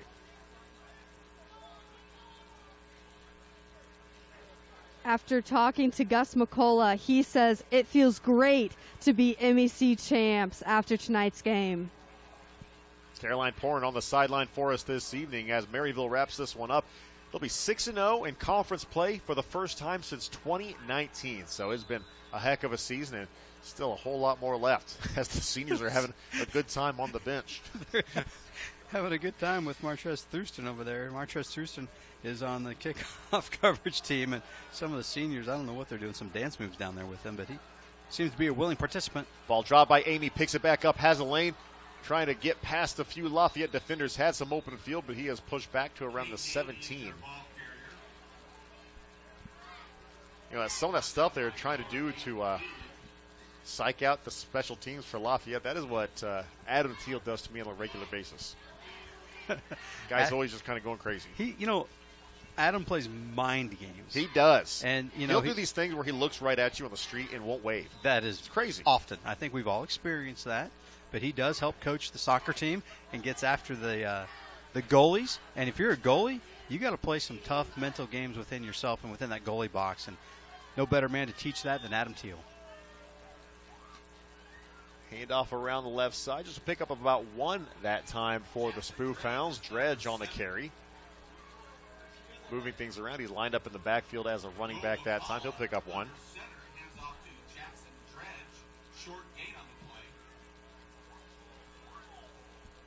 35 seconds left to go. I mean, really, in the Midwest, who doesn't wave at someone waving at you? But that's neither here nor there. Very much a Midwestern thing to do as you're just driving down the streets and through the cornfields. Hounds will kneel on it with 22 seconds left to go, running this one out. A 71-14 lead. And no one is going to leave the Hound Pound tonight disappointed wearing green and yellow. The only disappointed folks out there are some of the listeners that wanted to hear more about your greatness, Matt, and really do enjoy working with you on a Friday night broadcast. You do a great job, and I know tomorrow you'll be as equally busy with John Coffey from the Bearcat Radio Network. Appreciate these Friday nights with you, buddy. We've got a whole lot more left to go, and if we're lucky, we'll have some Saturdays mixed in as well. Maryville wins this one by the score of 71-14. The Spoof Hounds improved to 8-1 overall, 6-0 in the MEC outright conference champs, and perfect in league play for the first time since 2019. Lafayette falls to 1-8 and 1-5 in conference play. Maryville will have a bye next week. They will not play in the first round of districts, so we'll see the Spoof Hounds once again coming up in November. But plenty more to come here on Postgame. We'll have stats. We'll talk with Maryville head coach Matt Webb. If we can get the microphone working, we might have Caroline Porin talking to a player as well. We'll see how it works. Still more to come here on KXCV KRNW. Support for the Spoof Hounds on radio comes from Mosaic Medical Center of Maryville, providing comprehensive care close to home. For more information or to schedule an appointment, 660-562-2525 or mymlc.com/Maryville. And from local Edward Jones Financial Advisors, offering retirement and investment advice to help customers reach financial goals. Jeanette Paget, J.R. Kurz, Jeff Von Barron, Chad Hannigan, and Scott Nielsen of Edward Jones Maryville are proud supporters of the Spoof Hounds. Also, from Maryville Shelter Insurance Agent Brad Ford, a proud supporter of the Spoof Hounds. Brad provides coverage for auto, home, life, and business, 24-hour claims assistance, and insurance reviews. More at 562-2911 or in office at 102 North Buchanan. And Nucor LMP on East 1st in Maryville, specializing in cold-finished steel products while emphasizing safety for its employees. Nucor is a proud supporter of Spoof Hound Athletics. For more information, 660-582-3127. Today's broadcast is brought to you by Pitzenberger Auto Body in Maryville, providing auto collision repair and taking the dents out of accidents. Pitzenberger's also installs ultimate truck bed liners. More at 660-582-4599 or facebook.com/Pitts Body Shop. And from the United States Air Force, offering more than 130 career choices, education, benefits, and more. Full and part-time opportunities are available now. For more information, Technical Sergeant Katrina Smith can be reached at 816-341-8227 or airforce.com. Also from Millen Dinsdale Seed, serving farmers across the region for over a decade. Millen Dinsdale represents Golden Harvest Seed, Pivot Bio Proven 40, and Precision Planting. To learn more, millendinsdaleseed.com. And U.S. Bank, providing banking services to Northwest students and the community. U.S. Bank is a proud supporter of Spoofhound Athletics and Maryville High School. More on their products, services, and locations is at usbank.com. This is Spoofhound Postgame on KXCV KRNW. Back here at the Hound Pound, Maryville picks up a big win over Lafayette by the final score of 71-14. Spoofhounds were rolling in this one, up by 43 points at the end of the first quarter. It was 57-0 at halftime. They kept tacking on more, as it's one of those things you don't want to go too much and be unsportsmanlike, but at the same time they want to be able to come out and do what they need to, get some backup, some playing time as well. So Maryville ended up scoring just 14 points in the second half, but that was more than enough as they come away with a 71-14 victory. Alongside Philip Horn, I'm Matt Tritton, as Philip's still rapidly trying to add up some stats, as well as we correspond with our sideline reporter at the same time, Caroline, trying to track down some players here, as this was a fun one here for the Hounds. They pick up a 71-14 win. They're 8-1 overall. They're 6-0 now in MEC play, and now they get to turn their attention toward the Class 3 District 8 tournament, which will be beginning next Friday, but because there are 7 teams in the district, they've got a bye, so they won't be playing again until November 3rd. So Philip, as we take a look at it, Coach Webb on his way up. We'll talk to him in just a moment. I'll give you a few minutes if you want to add that up some sounds more good. stats. I think I'll do as best I can. We had so many participants in tonight's game, and we were just all over the place with our stats. But as you mentioned, the big thing is first outright MEC championship since 2019. That year was met with some super success, and we hope to see that same success follow for this year as well. At halftime, we were at 206 yards rushing, and then we saw this bevy of freshmen and sophomores come in and make some contributions, and so we pushed the dial. We got to, I think we're about 275 rushing between some of those freshmen, but want to give credit to Zach Voss with a big 33-yard run. He finishes the night with 58 yards rushing. Sadler View had a big night. He had 61 yards rushing, and he's kind of carried the ball a little bit more each week as we've gone forward. We talked about Tucker Turner. He's that guy that's just going to keep coming at you, keep hitting you. He did not play tonight. So you had to look at some other people to step up and step in, and it just so happened to be a lot of freshmen and sophomores. Sadler View, one of those sophomores, a big night for him. So got to call out some names of some brothers, an Allen brother, a McCullough brother. We got in there with a Colton Amy brother. So some of these kids who were seeing Big Brother have success on the big stage, they're getting their chance on senior night. So lots of fun to watch these student athletes perform and perform well. A bevy of different individuals score the football over the goal line. And one of the most interesting stats of the night, Matt, 4 pass attempts and 4 completed passes. I might have missed one there from Colson Freeman, but what a night. What a big scoreboard, 71-14, and we did it mostly on the ground. So we saw a couple scores, a safety early in the ball game. We saw a kickoff return after that safety for a touchdown. Delton Davis kind of wrapped up his night. Didn't have a big night on the stat sheet, Delton didn't, but if you take all-purpose yards, big night for Delton Davis. A lot of fun to watch Delton play quarterback and chuck the ball down the field to Derek Quinlan. Derek Quinlan gets a reception and a touchdown on the night, so that's a lot of fun to see as well. And love to see how this team, reacts to a week off and then vaults themselves into district play. Maryville picks up a win. 71-14 is our final. Obviously, on the other side, things a little bit more difficult for Lafayette. They finished with 200 total yards in this game, 24 rushing, 176 through the air. In the end, it was an 83-yard touchdown pass for Jackson Compton, that got Lafayette on the board. Then it was Tate Crabb tossing one to Lawson as well late in this football game. But all Maryville as we went throughout. We're joined now by head coach of the Spoof Hounds, Matt Webb. And, Coach, a 71-14 victory. You're up by 43 points at the end of the first quarter. It's almost when you have to find yourself in a difficult spot of like, man, we want our guys to play hard, but you also don't want to embarrass an opponent either. It was just kind of the perfect storm, the way your guys came out firing on all cylinders in this one. Yeah, it was, and you know, like I said, it is difficult sometimes in games like that to, you know, you're up 43 and taking a knee there towards the kneel out the second quarter is usually something you don't really see a lot. But you know, we talked to our guys, you know, at halftime about, you know, let's be who we are and let's execute, and they understand, you know, in those situations. So it was a good teaching moment, good learning moment for us, and something different. But it is kind of difficult at times.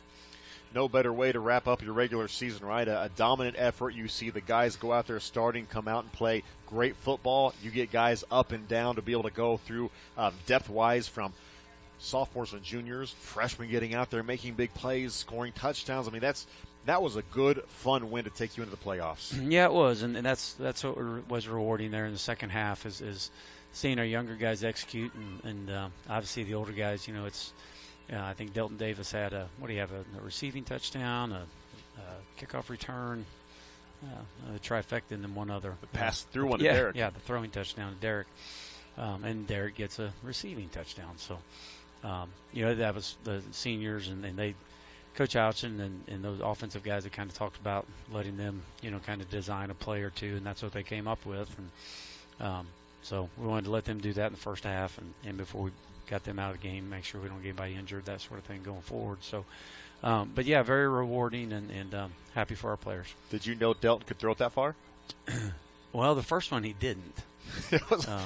He didn't throw it far enough, and then Derek got a pass interference. So, you know, Derek got on the penalty board, too, with the pass interference. So maybe he was worried Derek wasn't fast enough to get down the field. I think that's what it was. And you know, Derek, that was a smart play, though, to not let him intercept it. So, you know, at least Derek got on the penalty board. You know, he can run for that on Monday. Defensively, I mean, the first play from scrimmage for your team defensively, Phoenix Phillips is in the quarterback's face, immediately tracks him down, comes up with the safety. You kind of could tell at that point that this defensive line was going to be able to have their way. What did you think of that front four? Yeah, absolutely. I thought they did a good job, and that's a great way to start a game. Like you said, you get in a safety like that, and I didn't know what it was, the angle where the official called a touch. He called the trifecta, too. He called a touchdown, he called a touchback, and then finally a safety. So, but yeah, it was a great play by Phoenix, and thought our D-line did a good job. You know, always, you know, that's proud to see him use technique and make plays like that in the backfield. Whenever you look at the end of the night, I'm sure the players were like, man, we were hoping to get that shot at. And Lafayette does come out with some touchdowns late in this football game.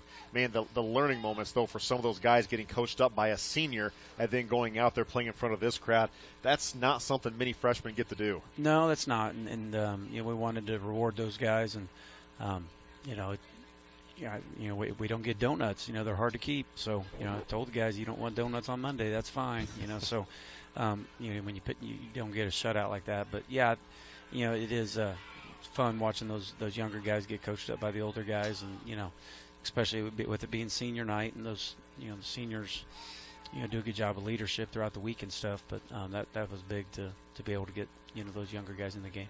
We're expecting to see a lot more football here at the Hound Pound as we go throughout October into November. But it is senior night. When you think about the legacy that these guys are bringing, 6-0 in the MEC, that outright conference title, and just how special that is. They're going to be the number one seed in districts as that rolls around next week. Just what have these guys meant to you over the last 4 years, and still more to come? Yeah, I know I've mentioned it throughout the week, but this is a group of guys that I'm very proud of. You know, they're really good football players, and that's awesome. You know, they've worked hard in the weight room, and you know, they let us coach them hard. They let us coach them, you know, to where you know, we let them challenge them. But I'm really proud of the type of people that they are. And what I mean by that, and I explained to the team, is they're not perfect. You know, none of us are perfect, and none of these seniors have been perfect throughout their career. But they've grown into guys that have great character, and they know when you mess up, you own up to it. And there's a lot of life lessons that these older guys have learned, and for them to be seniors now is something that's, I do get emotional thinking about them because they're just such, great young people. They're fun to be around. They're a fun group. They learn, and they're great leaders. And so the challenge is going to be, starting a playoff run here and those guys being great leaders. And we'll have the 1 seed. We'll have a bye next week and a couple home games here in districts and see where it goes from there. But we got some good football teams coming in here, and we're going to need to play well. A lot of great football still ahead for Maryville. You mentioned it, the bye next week. So is that one that you're going to take the wife to the hangar on a Friday night? What do you have planned? No, I don't know what that's going to look like yet. That's a question for my wife. I know what my Friday nights are usually taking, what I'm doing. So now she gets a Friday night, so we'll see. I don't know what our plans will be, but we'll continue to get healthy. We'll practice next week and be able to work on some things. And at the same time, you've got to be able to, be smart about it. And we want our guys to be rested and ready to go. So, we'll have our normal week of practice and leading up to a bye week. But, they've earned it. So we'll work on staying sharp and working on